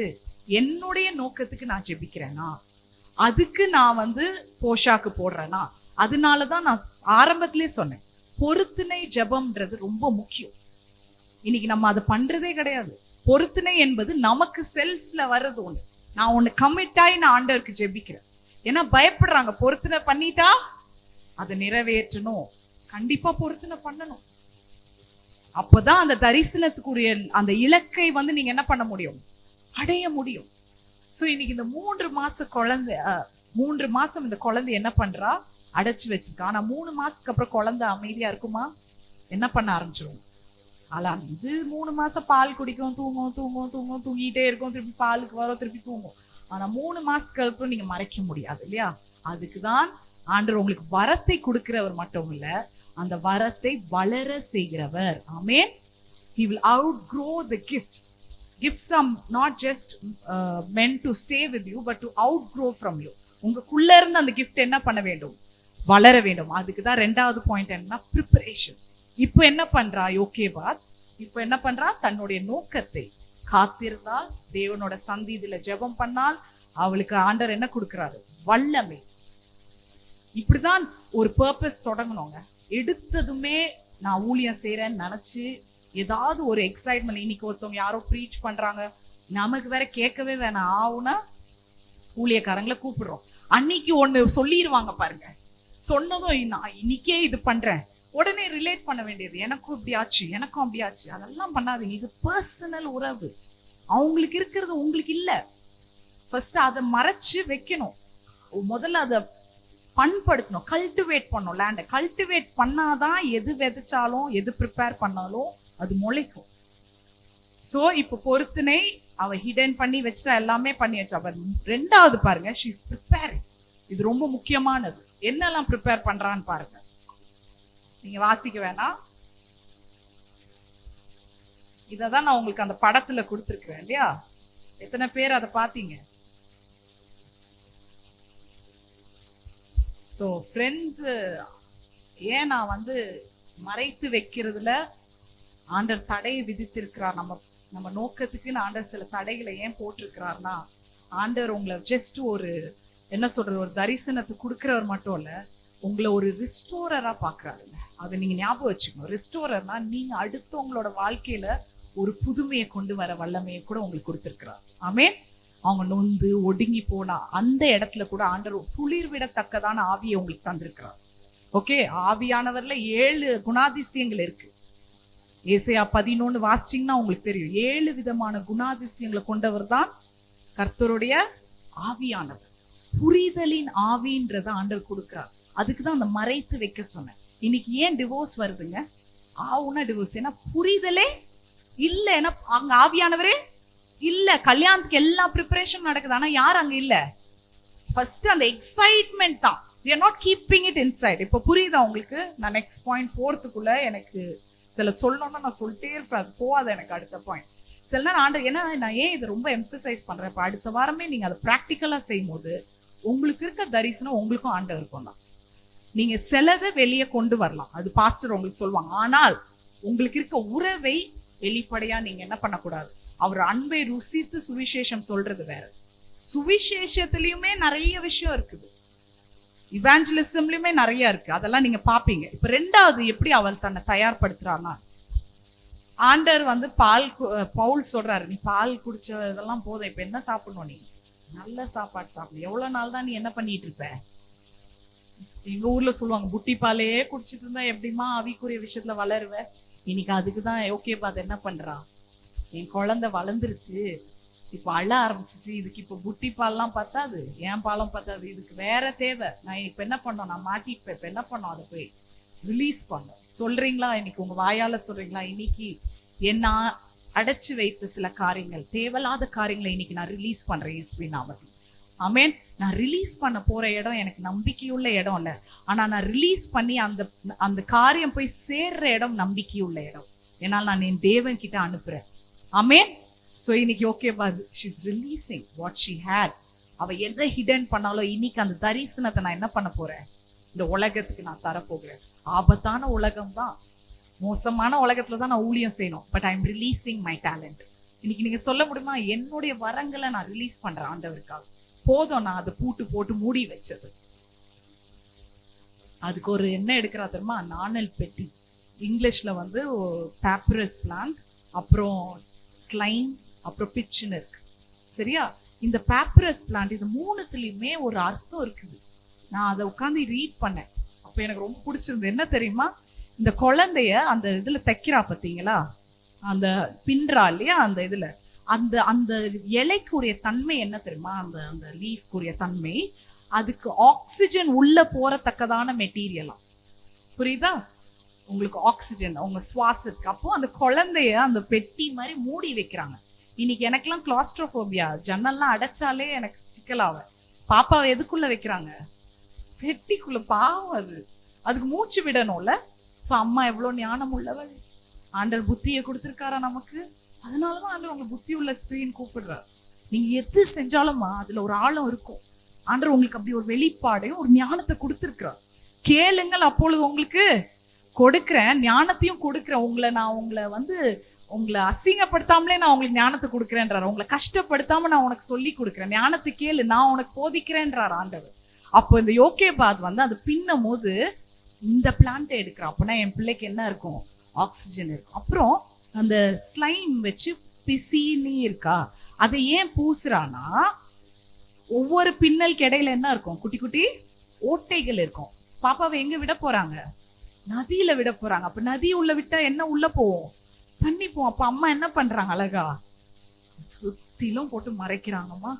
மறைச்சது மட்டும் இல்ல, இப்ப அடுத்ததும் ஒண்ணு போடுறாங்க, அது அஸ்பால்ட். அது என்ன, தாறு. அது எதுக்கு ரெண்டாவது லேயர் பூசி வைக்கிறானா, பயங்கரமான உஷ்ணம். எகிப்து தேசம்லாம் எப்படி இருக்கும், பயங்கர இந்த வெயிலே தாங்க முடியல. பாப்பா தாங்குமா?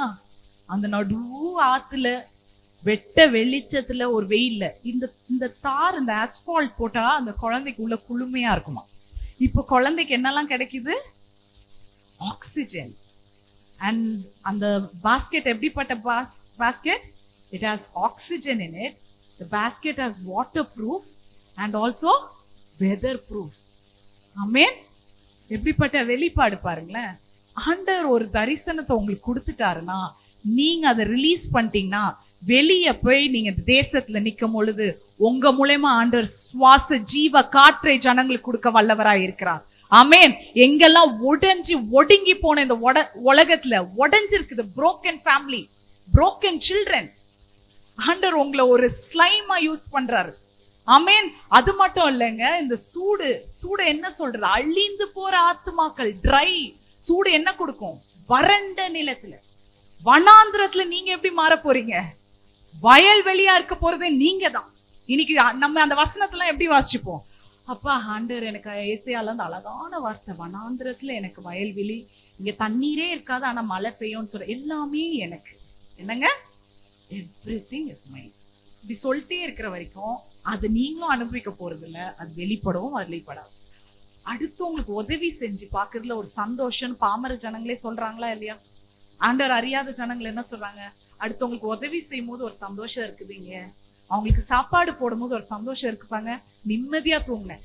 சாப்பாடு, உடுக்க உடை, இருக்க இடம் செய்யறவனே இவ்வளவு சந்தோஷப்படுறானா, அங்க ஆத்துமாக்களை காப்பாத்துற உங்களுக்கு எவ்வளவு நிம்மதியான ஒரு வாழ்க்கை ஆண்டவர் தருவார். ஆமேன். நீ மத்த ஆத்துமாவை போய் பாரு. முதலாவது தேவனுடைய ராஜ்யத்தையும் நீதியும் கட்டுங்க, மீதி எல்லாவற்றையும் உங்களுக்கு செய்வேன் என்று தேவன் சொல்லியிருக்கார்.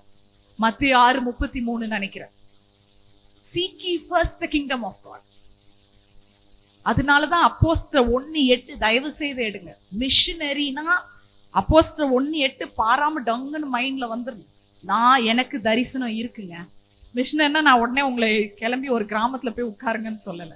எங்க தொடங்கணும்னு தான் நம்ம பார்க்க போறோம். சரியா? அப்போஸ்தலர் 1:8 என்ன சொல்லுது? இயேசு பாருங்க, உயிர் தெழுந்துட்டு இந்த 4 சுவிசேஷ புக்ல தான் ரெட் லைன்ல இருக்கும். ரெட் லைன்ல இருந்தா யார் பேசினான்னு அர்த்தம்? இயேசு பேசினான்னு இருக்கும். ஆனா அப்போஸ்தலர்லயும் இயேசு பேசிக்கிட்டு இருந்தாரு. என்ன சொல்றாரு? நீ எங்க போனோம்? நீ இந்த உலகத்துக்கு சாட்சியா இருக்கணும். சாட்சியா இருக்கணும்னா யார் தேவை உனக்கு? என்னுடைய ஆவி. அப்படின்னா ஆவியானவர் உங்களை வழி நடத்துவார். நீங்க எங்க போனோம்? எருசலேம், யூதேயா, சமாரியா. எருசலேம்ன்றது வேற ஒன்றும் இல்லை. இப்போ இந்தியால சென்னை ஜெருசலேம்னு இப்ப ஒரு ஸ்டேட்டுன்னு வைங்களேன், ஒரு ஊருன்னு வைங்க, அதை சுத்தி இருக்கிறது இல்லையா, அதுதான் யூதேயா. யூதேயா தாண்டி என்ன இருக்கு? சமாரியா. அப்ப ஸ்டேட்டை தாண்டுறீங்க. ஸ்டேட்டையும் கண்ட்ரியும் தாண்டிட்டீங்கன்னா எங்க போறீங்க? முடிவு பரியந்தம். ஆண்டவர் அப்படிதான் இந்த வசனத்தை கொடுத்திருக்கிறார். அப்படி 3 விஷயத்தை ஆண்டவர் கொடுத்திருக்கார். முதல்ல என்ன சொல்றாரு? எருசலேம், யூதேயா, சமாரியா. எருசலேம்ன்றது வேற ஒண்ணும் இல்லை, ஆண்டவருடைய டிசைன்ங்க.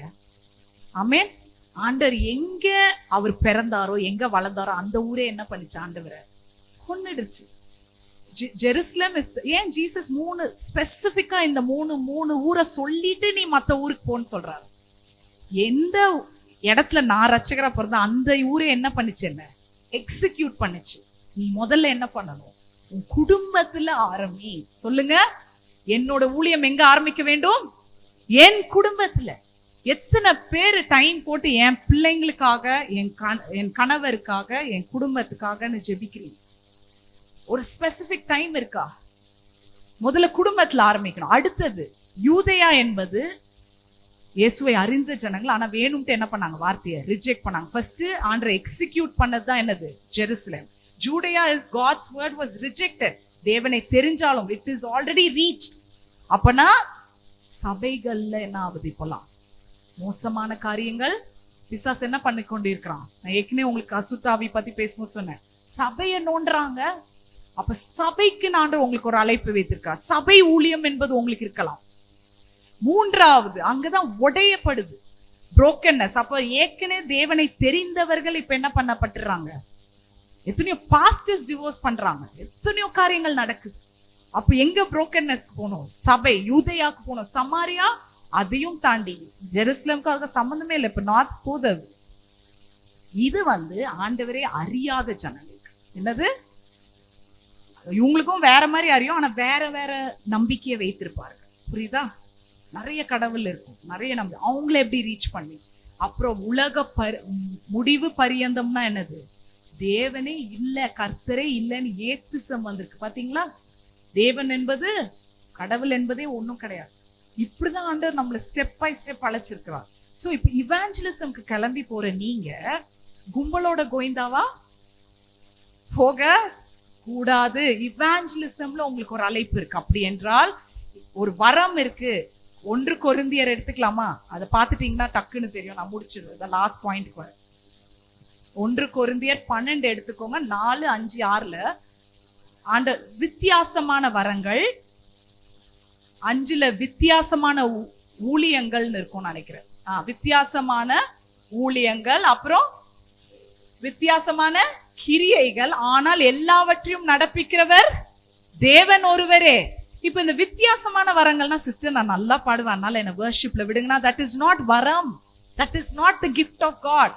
வரம் என்பது என்னன்னா, உங்களுக்குள்ள ஆண்டவர் ஒரு நற்கிரியையை வைத்திருக்கிறார். அந்த கிரியையை தான் எடுத்து செயல்பட சொல்றார். இந்த நற்கிரியை நான் ஆக்டிவேட் பண்ணிட்டேன்னா என்னோட விஷனை என்னால ரீச் பண்ண முடியும். அப்படின்னா என் நற்கிரியை என்ன? என்னால ஒருத்தவங்க கிட்ட உட்காந்து ரொம்ப நேரம் கவனிக்க முடியும். இன்னைக்கு கவனிக்கிற காதுகள் இல்ல தெரியுமா உலகத்துல. சொன்னா தெரிய திருப்ப அவ்வளவுதான். என்னது ஒரு ஃபர்ஸ்ட் வேர்டு தான் சொல்லுவாங்க, இதை தானே நீ சொல்ல வந்த, அப்படியே மொக்க பண்ணுவாங்க தெரியுமா. they don't understand, they put you down. உனக்கு put you down கூட பரவாயில்லைங்க, ஒருத்தவங்க வந்து உங்ககிட்ட ஒன்னு ஷேர் பண்றாங்க, உனக்கு இப்படி ஆச்சா, எனக்கு இதுக்கு மேல ஆச்சுன்னு, இதுல பெருமை, காம்படிஷன் வேற. அண்டர்ஸ்டாண்டிங் இருக்காங்க இல்ல. 3 விதம் இருக்கு அண்டர்ஸ்டாண்டிங்ல. அந்த அண்டர்ஸ்டாண்டிங் அசிங்கப்படுத்துறதுக்கு 3 விதம் இருக்கு. ஒண்ணு என்ன பண்றது, கீழே போடுறது, இது அதெல்லாம் தெரியும், அதெல்லாம் ஒன்றும் ஆகாது, நல்ல தைரியமா இருக்கு. தைரியம் இல்லைன்னு தானங்க உங்ககிட்ட வராங்க. இல்ல நீ இந்த ஆவிக்குரிய விஷயத்துல நம்ம ரொம்ப கிறிஸ்டியன்ஸ் கிட்ட கவுன்சிலிங் போனா என்ன தோணும், ஆண்டவரால முடியாதது இன்னைக்கே உனக்கு போயிடும், அவ்வளவுதான் சொல்றது. உட்காந்து அந்த பாப்பா கிட்ட என்னன்னு கேட்கறதுக்கு டைம் இல்லை. வா ஜெபிக்கிற இயேசுவின் நாமத்துல போயிடும்னா போகுமா? கவனிக்க மாட்டீங்களா? இன்னைக்கு எப்படி அண்டர்ஸ்டாண்டிங் அப்போ ஆவி, உங்களுக்கு ஒரு ஸ்பிரிட் இருக்கு, உங்களுக்குன்னு ஒரு ஸ்பிரிட் இருக்குங்க. இன்னைக்கு அந்த ஆவியை தான் நான் ஆக்டிவேட் பண்ண சொல்றேன். அப்போ இது வரைக்கும் நீங்களே பார்க்காத ஒரு நற்கிரியை, ஒரு நற்குணம் உங்களுக்குள்ள அடங்கி இருக்கு. இன்னைக்கு அதை தான் நீங்க என்ன பண்ணணும், டேப் பண்ணும். அதுதான் உங்க தரிசன ஊழியம். Not just singing, preaching. நீங்க ப்ரீச் பண்றவங்க நாங்க என்ன பண்ணுவோம், எனக்கு இது மட்டும் தொழில் இல்லை, நான் ப்ரீச் பண்றேன்னா நான் எத்தனை பேரை உருவாக்கிக்கிறேன்றது தான் என்னோட ஆண்டர் வந்து என்ன கேட்பார். நீ வெறும் ப்ரீச் பண்ண, ஆனா ஒன் நிமித்தம் அவங்க யாராவது உருவாகப்பட்டாங்களா? Did you raise them for me or you're just preaching? இப்ப புரியுதா? குழந்தைய பெத்தெடுக்கிறது யோகேபாத்துக்கு பிரச்சனை இல்லை, அவளை எப்படி வளர்த்தெடுக்கிறாள் என்பதுதான் முக்கியம். அப்போ உன்னுடைய தரிசனம் உள்ள வச்சு எல்லாம் பக்குவப்படுத்திட்டு வச்சுக்கிறது இல்லை, அது வெளியே கொண்டு வரணும். பால் குடிச்சிட்டே இருக்க வேணாம் ஏன் பவுல் சொல்றாருன்னா, நம்மளாம் கார்னிவோர்ஸ், நான்வெஜ் எல்லாம் வாழ முடியாதுங்க. 5 நாள் வெஜிடேரியன் சாப்பிடுங்க, தவிக்குமா தவிக்காத அந்த வாய்கள்? இல்லைங்க நான் வாழ்நாள் ஃபுல்லா வெஜிடேரியன் சாப்பிடுவேன், பிடிக்காத நான்வெஜ். 6 நாள் வெஜிடேரியன், 6வது நாள் துடிக்குமா துடிக்காதா? we are carnivores. தயவு செய்து ஆவியும் அப்படி ஸ்டாப் பண்ணாரு. இல்ல நான் வெஜிடேரியன், நான் தொட மாட்டேன், இவ்வளவுதான் நான் வளர்த்து எடுப்பேன். You have to outgrow. எனக்குள்ள அண்டர்ஸ்டாண்டிங் ஹார்ட் ஆண்டர் கொடுத்துருக்கிறான். இல்லைன்னா என்னால I can go and reach anyone. இந்த நேரத்துல போய் நான் அவங்களுக்கு வந்து உணவை கொடுக்க முடியும். உங்களுக்கு இருக்கிறத தான் ஆண்டர் கொடுக்க சொல்றாங்க. இல்லைன்னா அந்த கோல், மோசையோட கோல் இன்னைக்கு செங்கடலை பிளந்திருக்க முடியாது. ஆண்டர் அவன் கையில ஒண்ணு பார்த்தாரு, மோசேக்கு ஒரு கோல் இருக்கு, அதை வைத்து தான் நான் பெரிய காரியங்களை செய்ய போகிறேன். ஆமென். அந்த கோலை தான் அவர் பார்த்தாருங்க அந்த முச்செடியில. இன்னைக்கு உங்க கையில, எல்லார் கையிலயும் ஒரு கூடை இருக்கு. நீங்க அந்த கூடைய எல்லாம் பிளான் பண்ணியிருக்கீங்க, ஆனா அதை ரிலீஸ் பண்றதுக்கு நிறைய பேர் வரல. எல்லாம் you are okay with the purpose, but நிறைய பேர் என்ன பண்ணல, அதை ரிலீஸ் பண்ணாம இருக்கிறீங்க. அதனாலதான் ஆண்டவர் அதை திருப்பி திருப்பி என்ன பண்றாரு, மையப்படுத்த. அது மட்டும் இல்ல, இந்த யோகேபாத் வந்து வெறும் இந்த மாதிரி ஒரு பில்டிங் மாதிரி கட்டி இருக்கிறாங்க மேடம். இவ்வளோ மூளை சம்பந்தப்பட்டு இருக்குன்னா ஏதோ ஆர்கிடெக்சர் பிளானிங் மாதிரி பாஸ்கெட் இது பண்றது. அப்பனா இவளுக்கு ஏற்கனவே இந்த மாதிரி என்ன பண்ணிருக்கணும், தச்சு பழகி இருக்கணும். 3 ஆப்ஷன் இருக்கு. யோகேபாத் இவ்வளோ பர்ஃபெக்டா ஒரு கூடைய பின்றானா ஏற்கனவே அவ பண்ணியிருக்கணும். 2வது வந்து அவ வந்து தாய்மை அடைஞ்சதும் தன் தாய்களுக்கு அறியாமலே சில நல்ல திறமை வெளியே வரும்னு சொல்லுவாங்க தெரியுமா. சிஸ்டர் நான் யங்கா இருக்கும் போதெல்லாம் எனக்கு இது வரவே வராது, ஆனா என்னைக்கு அம்மா ஆனனும் எனக்கு இதெல்லாம் தெரியுதுன்னு சொல்லியிருக்கீங்களா இல்லையா? ஒருவேளை அப்படி வந்திருக்கலாம். தன் பிள்ளையை காப்பாற்றணும்னு ஒரு புதிய திறன், ஆண்டவர் புதிய தரிசனத்தை கொடுத்தா புதிய திறனையும் தரார். நீங்க எதிர்பார்க்காத நேரத்துல ஆண்டவர் உங்களுக்கு தரார். ஆமென். ஏன்குள்ளையா இப்படி ஒரு திறன் இருந்ததுன்னா ஆண்டவர் என்ன போட்டிருக்காரு, தரிசனத்தை கொடுத்திருக்கிறார் உங்களுக்கு. 3வது ஆப்ஷன் என்னன்னா, இவ யாரு, லேவியர் குடும்பத்தை சேர்ந்தவர். லேவியரோட அப்பா யாரு, யாக்கோபு. யாக்கோபு எங்க இருந்து வராரு, ஷேம், ஹாம், ஜாஃபேத். ஷேம், அப்ப ஷேமோட அப்பா யாரு, நோவா. நோவா என்னத்தை கட்டினாரு, பெரியா இருக்குங்க. இந்த அம்மா பேத்தி இருக்கிறதுலயும் சின்ன பேத்தி தான் யாரு, யோகேபா. ஒண்ணு அவளுக்கு ரத்தத்துல வந்திருக்கணும், தன்னுடைய கிரேட் கிரேட் கிராண்ட் டாடி கிட்ட இருந்து வந்திருக்கணும். இல்லைன்னா எங்க இருந்து வந்திருக்கணும், பிள்ளை பிறந்து it's a new skill, I have learn something நியூன்னு வந்திருக்கணும். இல்லைன்னா I have already done this, போறவல்ல நான் செஞ்சிருக்கேன். இன்னைக்கு இந்த 3 ஆப்ஷனும் 3 ஊழியங்கள். ஆண்டவர் உங்களுக்குன்னு தனித்தனி ஊழியங்கள் இருக்கா, காப்பி அடிக்க சொல்லல ஆண்டவர். புரியுதா? இன்னைக்கு காம்படிஷன், காப்பி இருக்கிறனால ஆண்டவரோட தரிசனம், வார்த்தை போய் சேர வேண்டிய இடத்துல சேர்றது கிடையாது. புரியுதா? இன்னைக்கு உங்களுக்கு பிரசங்கம் இல்ல, இது மெயினா டீச்சிங்ல தான் இருக்கிறேன். அதனாலதான் ரெவலேஷன் உங்களுக்கு அந்த அளவுக்கு வேற மாதிரி தெரியும். இதை நீங்க எவ்வளவு உட்கொண்டு வீட்டுல போய் தியானித்து நீங்க நெக்ஸ்ட் வீக் ப்ரிப்பேர்டா வரீங்களோ அப்பதான் அந்த ப்ராக்டிக்கலே உங்களுக்கு புரியும். ஆமென். சோ அப்பனா இதுல இருந்து என்ன சொல்ல வரேன்னா, இவ 3 பிள்ளைங்களுக்கும் இதை கட்டி பார்க்கலங்க. அம்ரான் கட்டினால, ஐ மீன் முதல் பையன் பேர் என்ன? ஆரோன். ஆரோனுக்கு எப்படி கூட கட்டிட்டு கிடந்தாலா? இல்ல. மிரியம் கட்டினாலா? இல்ல. ஆனா யாருக்கு கட்ட வேண்டியது வந்தது? வீட்டுல 3 பிள்ளைங்க இருக்கலாம், 4 பிள்ளைங்க இருக்கலாம், 4மே தங்க கட்டிகள் கிடையாது.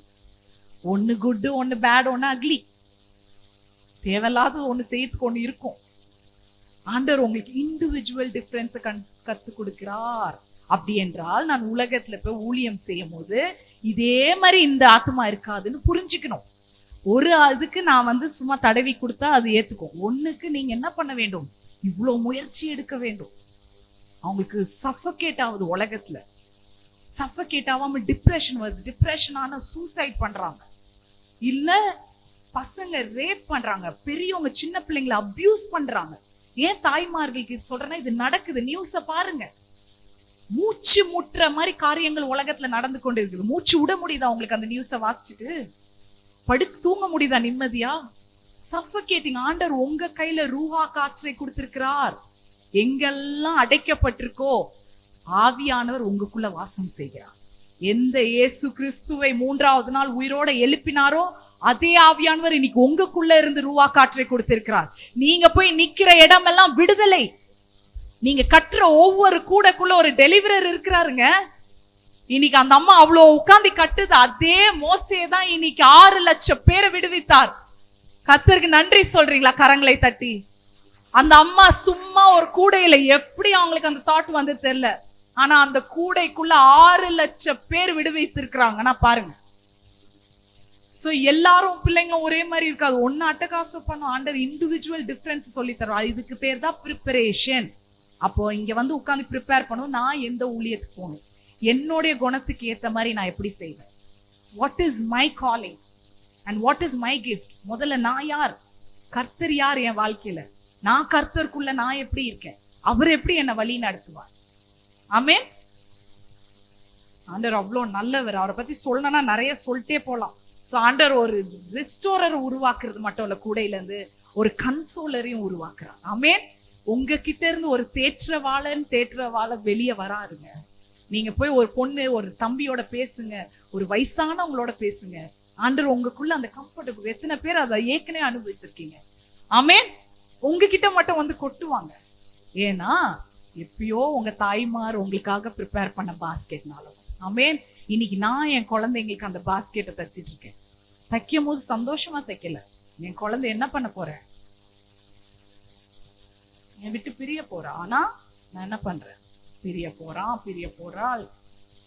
ஆனா நான் என்ன பண்றேன், வேதனையோட நான் கட்டுறேன். ஆனா எனக்கு ஒரு நம்பிக்கை இருக்கு, நாங்க விட்டாலும் யூதய அந்த எகிப்து கஷ்டம் என்னன்னா, அந்த நேரத்துலதான் குளிப்பாங்களாம்.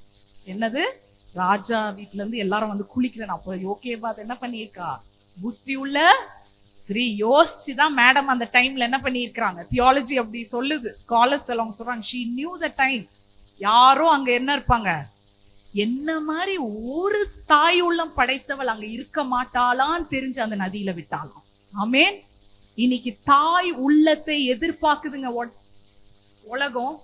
அப்பாங்கெல்லாம் சொல்லிட்டு போயிடுவாங்க, அவங்களோட அன்பு வேற. ஆனா தாய் உள்ளம் படைத்த ஊழியக்காரர்கள் ரொம்ப கம்மிங்க.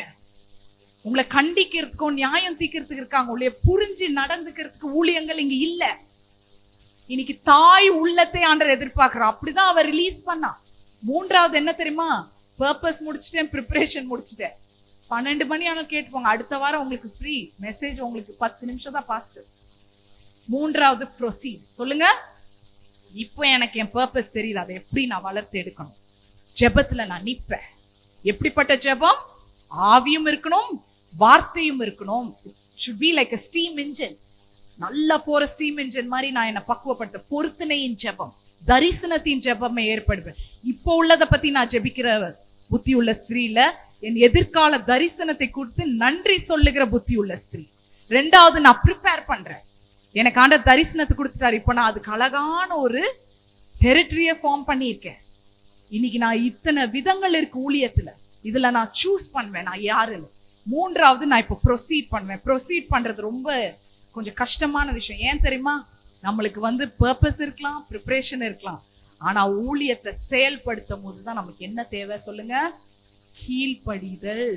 அதுலதான் உடைஞ்சிடுது. சிலவங்க பர்பஸ் வரைக்கும் ஓடிடுறாங்க, சிலவங்க பர்பஸும் தாண்டி ப்ரிப்பேரும் பண்ணி ஊழியத்துல இருக்காங்க. ஆனா அவங்க ஊழியம் ஏன் இன்னும் தரிசனத்துக்கு எட்டல, சக்சஸ்ஃபுல்லா இல்ல தெரியுமா? அவங்களால ப்ரொசீட் பண்ண முடியல. ஏன் செயல்படுத்த முடியலன்னா கீழ்ப்படியாமை. விளைவுகள் எப்படி இருந்தாலும் கொஞ்சம் கூட பகுத்தறியாம ஆண்டவர் கீழ்ப்படிஞ்சு பாத்துருங்க. புரியுதா? என்னங்க, என் வாழ்க்கையில விளைவுகள் எப்படி வந்தாலும் பரவாயில்ல, I don't care about the outcome, but I will have a irrational obedience சொல்லுவாங்க. யோசிக்காது கீழ்ப்படிஞ்சு பாருங்களேன் கர்த்தருக்கு. நீங்க யோசிக்கிறதுக்கு மேல ஆண்டவர் உங்களுக்கு செய்ய வல்லவராய் இருக்கிறார்.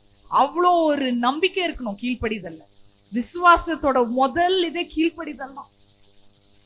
அப்ப அந்த ஆத்துல அவ விடுறா பாருங்க, ஷீ இஸ் ரிலீசிங்ல. இப்போ ரிலீஸ் பண்ணும்போது ஒரு விஷயம் நடக்குது. அங்க பாருங்க 7ல அந்த 7ஆம் வசனம், அதே யாத்திராகமம் 2:7. அப்பொழுது அந்த குழந்தையின் தமக்கை பார்வோனின் குமாரத்தியை நோக்கி, உமக்கு இந்த பிள்ளையை இல்லங்க அவ ஃபாலோ பண்ணுவான்னு வரும். அது எது? இல்ல 4வது வசனம் பாருங்க. அதற்கு என்ன சம்பவிக்கும் என்று யாருக்கு ரொம்ப பாரமா இருந்தது? மிரியம்க்கு. மிரியம் என்ன பண்ணுச்சு பாருங்க, என்ன பண்றாவா என்பதை அறியும்படி அதன் தமக்கை தூரத்திலே நின்று கொண்டிருந்தால். அப்புறம் அவ அந்த அப்பொழுது பார்வோனுடைய குமாரத்தி நதியில இருக்கா. அப்பனா இவ தூரத்துல இருந்து பாக்குறது மட்டும் இல்ல, இவ என்ன பண்ணிருக்கா? அது போற வழியெல்லாம் ஃபாலோ பண்ணி போயிருக்கா. இன்னைக்கு ஆண்டவரோட தரிசனத்தை புடிச்சிட்டு அதை அதை ப்ரிப்பேர் பண்ணி செயல்படுத்த ஆரம்பிச்சிட்டீங்கன்னா, நீங்க இல்லாத இடத்துல கூட சில நேரம் எவ்ரி டைம் ஸ்கூலுக்கு பிள்ளைங்களை அனுப்புறோம், நம்ம ஸ்கூல்ல இருக்க முடியுதா? இருக்க முடியல. பிள்ளைங்களை வேலைக்கு அனுப்புறீங்க காலையில ஜெபம் பண்ணி, ஆனா அவங்களோட போக முடியுதா? அப்போதான் நியூஸ்ல என்ன பார்ப்பீங்க? ஆக்சிடென்ட் பார்ப்பீங்க, அது பார்ப்பீங்க. ஆனா ஆண்டவரோட தரிசனத்தையும் வேலையும் எடுத்து செஞ்சு பாருங்களேன். நீங்க அங்க இல்லைனாலும் ஆண்டவர் உங்களுக்காக ஒருத்தரை ஆயத்தப்படுத்தி வைத்திருப்பார். அவங்க போற வழியெல்லாம் ஒருத்தவங்க வந்துகிட்டே இருப்பாங்க. ஆவியானவர் விட மாட்டாருங்க. ஆமென். நீங்க அவர் தரிசனத்தை சுமங்க, ஆவியானவர் உங்களை தொடர்ந்து வருவார். ஆமென். mercy and grace shall follow you when you do God's work. உங்களை தொடரும்னு போட்டிருக்கு. அப்போ உங்க பின்னாடி யாரோ வந்துட்டு இருக்காங்க, ஆனா நீங்க யார நோக்கி போயிட்டு இருக்கிறீங்க? தரிசனத்தை நோக்கி. அப்ப அவ விடும் போது அவளுக்கும் அந்த மனநிலைமை தான், இது எங்க போகும்? நான் இன்னைக்கு நல்லா கட்டிட்டேன், நல்ல மூலத்தனமா எல்லாம் பண்ணிட்டேன், waterproof, weatherproof, oxygen. ஆனா நான் இப்ப எங்க விட போறேன் அவளை? அந்த நதியில என்னெல்லாம் இருக்கும்? இங்க எங்க லைசியம் ஸ்கூல்ல கிராக்கடைலே வருது குட்டி நதியில, நைல் நதியில இருக்காதா? இதுல வேற என்ன பிரச்சனைனா, 1ஆம் அதிகாரத்துல கடைசியில என்ன சொல்லியிருக்காங்க? அப்போ வெட்டின ஆண் பிள்ளைகள் எல்லாம் தூக்கி எங்க போட்டிருக்காங்க? அதே நைல் நதியில. இன்னைக்கு நமக்கும் அந்த மாதிரி ஒரு நிலைமை வருதுங்க. ஆனா எனக்கு ஒரு நம்பிக்கை இருக்கு, நான் விட்ட நதி, அந்த நதியை உருவாக்கினவர் என் தேவாதி தேவன்.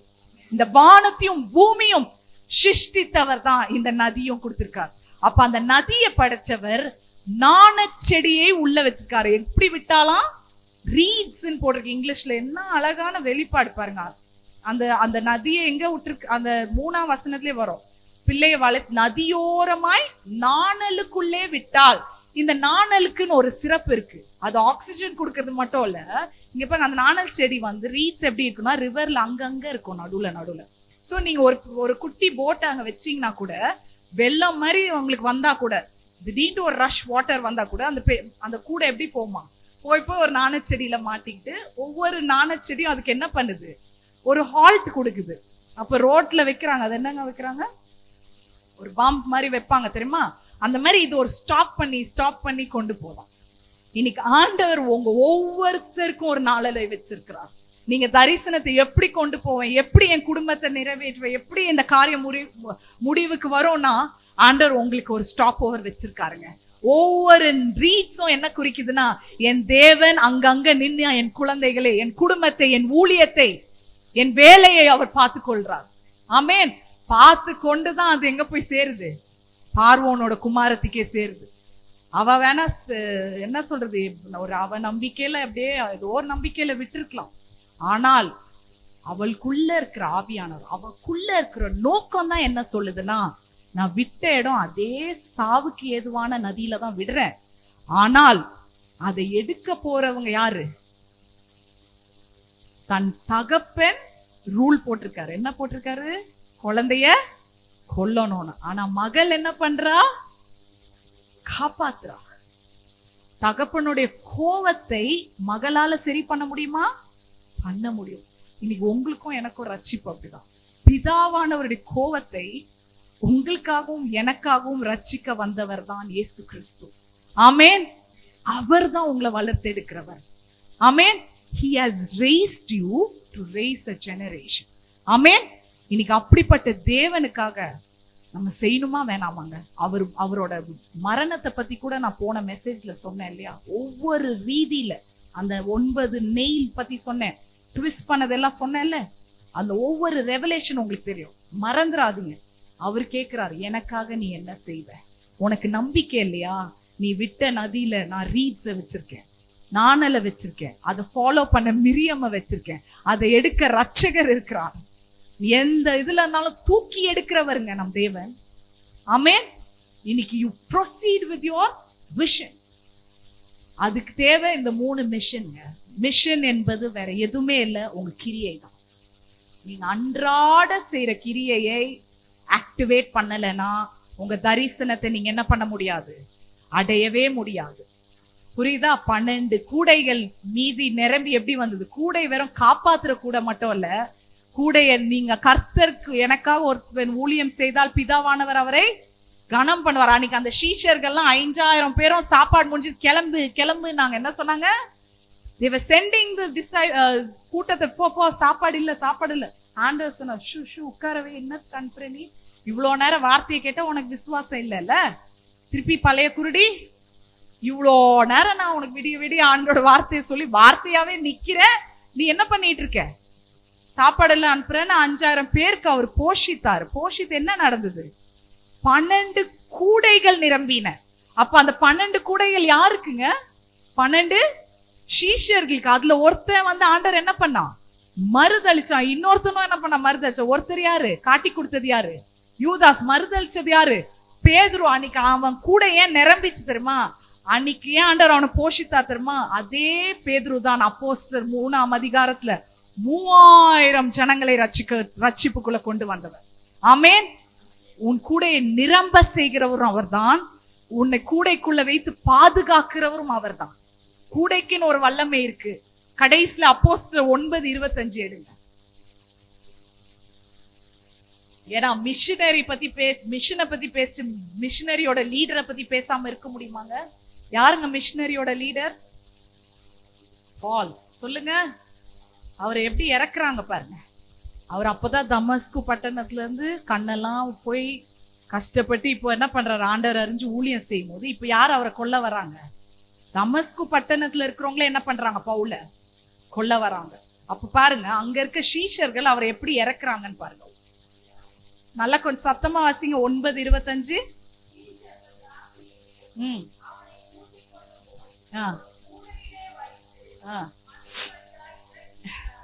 ஆமென். கூட நம்மளை விட்டு பாடு இல்லைல்ல. மிஷன் ஒர்க்குக்கு பாஸ்கெட் ரொம்ப முக்கியம். பாஸ்கெட் எதுக்குன்னா, எனக்கு என்ன ஆகும் எனக்கு தெரியாது, பட் எனக்கு நல்லா நம்பிக்கை இருக்கு.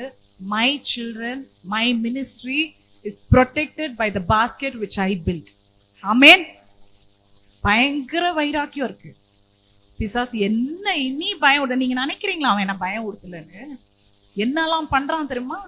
ஜனவரியில இருந்து நேத்து வரைக்கும் அவர் எனக்கு அப்படி பூச்சாண்டி காமிக்கிறாராம். நான் சொன்னேன், டேய் நான் பாஸ்கெட் கட்டி வச்சிருக்கிறேன், அதுல ப்ரொடெக்ஷன் இருக்குது. ஆண்டவர் தாங்கிக் கொள்ள பலன் தரா, தப்பி செல்ல வழி செய்கிற தேவனை தான் நீங்க ஆராதிச்சுட்டு இருக்கிறீங்க.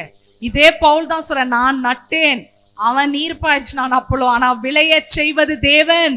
அவர் ஒருவரே. 1000 வரங்கள் இருக்கலாம், உங்களுக்கு 1000 ஊழியங்கள் இருக்கலாம், 1000 தரிசனம் இருக்கலாம், ஆனா ஒரே தேவன் நம்ம ஆராதிக்கிற தேவன். ஆமென். அதுல நீங்க பெருமைப்படணும். இந்த ஒரு தேவனை பத்தி நான் இத்தனை விதமா சொல்லலாமா? எனக்கு அதுக்குதான் உங்களுக்கு தனித்தனி குணாதிசயங்களை கொடுத்திருக்காரு. அன்னைக்கு பவுல் அப்பதான் ரட்சிக்கப்படுறார். கண்ணை திறந்து இப்படி ஒரு தேவனான்னு ஊழியம் செய்யும் போது கொலை பண்ணுவான். என்னைக்கு நீங்க ஆண்டவருக்கா ஊழியம் செய்றீங்களோ சத்ரு உங்களை என்ன பண்ணுவான்? வகை தேடுவான். அது வரைக்கும் உங்களை நோண்டவே மாட்டான். லிண்டாவெல்லாம் 17 இயர்ஸ் 16 இயர்ஸ் என்ன நோண்டவே இல்லை, ஜாலியா வாழ்ந்தேன். என்னது என்னைக்கு முழு ஊழியத்துக்கு வந்தனும், என்னைக்காக ஆண்டவரோட உண்மையா ஊழியம் செஞ்சு பாருங்க. அந்த போராட்டம் பயங்கரமான லெவல்ல இருக்கும். ஆனால் ஆண்டவர் உங்களை ஆச்சரியமான ஒளியில நிக்க வைக்கிறது உறுதிங்க. நானே சாட்சி. உங்க பேரை பெருமைப்படுத்துவார். இன்னைக்கு அதே விசுவாசம் என்ற அரங்கத்துல உங்க பேரு ஒலிக்கப்படும், தொனிக்கப்படும். இன்னைக்கு அதே பவுல அந்த கூடையில மதில் வழியா நைஸா இறக்குறாங்க. இன்னைக்கு அந்த கூடையில பவுல் ஒளிஞ்சு எருசலேமுக்கு வந்தனாலதான் மோசே தேசத்தின் தலைவன், ஆனால் பவுலோ மிஷனரிகளுக்கு தலைவன். அப்படி என்றால் மோசே 6 லட்சம் பேரை விடுவித்தான் என்றால் பவுல் 6 லட்சத்துக்கும் மேற்பட்டவர்களை விடுவித்தவர் தான் பவுல். இன்னைக்கு அவர் இல்லைன்னா சபை இல்லை, சுவிசேஷம் இல்லை. இன்னைக்கு சுவிசேஷம் எங்கன்னா பால், பீட்டர். யாரெல்லாம் தொந்தரவு கேஸோ அதை தான் ஆண்டவர் எடுத்து யூஸ் பண்ணாரு. பவுலும் கொலை பண்றதுக்கு தான் இருந்தான். லெட்டரா தேடினான். எவெல்லாம் வரானோ சொல்லு, நான் அடுத்தது அவனை ஜெயில போட்டு கொலை பண்ணோம். இதான் பவுல் வேலை. ஆண்டவரோட தேர்ந்தெடுக்கிறத பாத்தீங்களா? இனி கர்த்தர் உங்க வாழ்க்கையிலும் பெரிய காரியங்களை செய்வார். நம்ம எல்லாம் எழுந்து நின்று கண்களை மூடலாம். இன்னைக்கு நேரம் எடுத்துக்கிட்டது காரணமே அடுத்த வாரம் பிராக்டிக்கல். ஆமென். எத்தனை பேர் விசுவாசிக்கிறீங்க? இன்னைக்கு மறந்துடாதீங்க, ஆண்டவர் உங்களுக்காக ஒரு பர்பஸ், ஒரு ப்ரிப்பரேஷன் அண்ட் ப்ரொசீஜர் வச்சிருக்கிறார். கண்களை மூடலாம். ஹல்லேலூயா, ஹல்லேலூயா. Thank you Jesus. அவருக்கு நன்றி சொல்லுங்க. இந்த வார்த்தைக்காக நன்றி சொல்லுங்க. உங்க தரிசனத்தை யோசிச்சு பாருங்க. ஆண்டவரே, நீர் எனக்கு எப்பயோ கொடுத்தீரு. நீங்களே சொல்லலாம், அதுக்கு இயர் கூட போட்டுக்கலாம். எனக்கு 2007 கொடுத்தீங்க, 2006 கொடுத்தீங்க. ஆனா என் மிஷன்ல நான் தவற விட்டுட்டேன்ப்பா. நான் என் குழந்தைய சுமக்கிறத பாரமா நினைச்சிட்டேன். ஆனா அந்த குழந்தைய நிமித்தம் தானே ஆண்டவரே எனக்கு அந்த தரிசன லட்சியத்துக்கே நீ கொண்டு போறீர். ஆண்டவரே, அந்த கூடைக்குள்ள ஒரு விடுதலை நாயகனை நீர் வைத்திருக்கிறீரேப்பா. நான் அதை மறந்துட்டேன், என்ன மன்னிச்சிருங்க. இன்னைக்கு ஆண்டவரே, இந்த கூடை ஏதோ எங்கேயோ விற்கிற கூடை இல்ல ஆண்டவரே. இந்த கூடைக்குள்ள ஒரு பெரிய தரிசனத்தை நீர் வைத்திருக்கிறீர். அதை தான் ஆண்டவரே இங்க இந்த வார்த்தை மூலமா நீர் எங்களோட பேசுங்க. ஆண்டவரே, இங்க வந்த அனைத்து ஸ்திரீகளும் ஆண்டவரே நீர் ஆசீர்வதிங்க. இந்த வார்த்தையின் நிமித்தம் அவங்களோட இன்னும் பேசுங்க. வீட்டுல போய், ஏன்னா நான் எவ்வளவு எனக்கு சொல்ல முடிஞ்சதுதான் ஆண்டவரே நான் சொன்னேன். ஆனா நீர் வீட்டுல போய் அவங்கள நீர் விட மாட்டீர். நீர் அவங்களோட பேசுவீர், இன்னும் வெளிப்படுத்துவீர் என்று விசுவாசிக்கிறேன் ராஜா. ஒவ்வொரு வார்த்தையும், ஒவ்வொரு ஆண்டவரே பாயிண்டும் அவங்க மைண்ட்ல இருக்கணும். அடுத்த வாரம் அவங்க வரும்போது எனக்கு ஒரு பிளானோட அவங்க வரணும், ஒரு திட்டத்தோட வர ஆண்டவரே அவங்களை நீர் மாற்றுங்க. ஆண்டவரே, இன்னும் ஞானத்தை தாங்க, தெய்வீக ஞானம். let godly wisdom come upon them. ஆண்டவரே, ஆவியானவரே நீர் இறங்குங்க. அந்த வல்லமை உள்ள ஆவியானவரே நீர் இறங்கும் ராஜா. அடுத்த வாரம் வரும்போது அவங்க வித்தியாசமாய் வந்து, நான் இந்த பிளானோட வந்திருக்கேன், இதுதான் என்னோட நோக்கம், உட்கார்ந்து இந்த வாரம் முழுவதும் எழுதட்டும். அடுத்த புதன்கிழமை வரைக்கும் இந்த 3 பாயிண்ட்ல அவங்க ஒரு ரிசர்ச் ஒர்க்கே செய்யட்டும். அப்பனா இந்த ஸ்திரீகள் வெறும் அடிப்படையில இருக்க ஸ்திரீகள் கிடையாது. ராஜ்யத்தை கட்டுறாங்கன்னா they have to write the vision, the purpose, the preparation, the procedure. அன்று எல்லாம் கொடுத்துட்டு இருப்பேன். நான் எப்படி இதை எடுத்துட்டு போவேன்றதுதான் அவங்களுக்கு வரணும். ஆண்டவரே, அடுத்த வாரம் நீர் அப்படி தயார்படுத்த போகிறதுக்காக நன்றி. எங்களை ஆயத்தப்படுத்த போகிறதுக்காக நன்றி.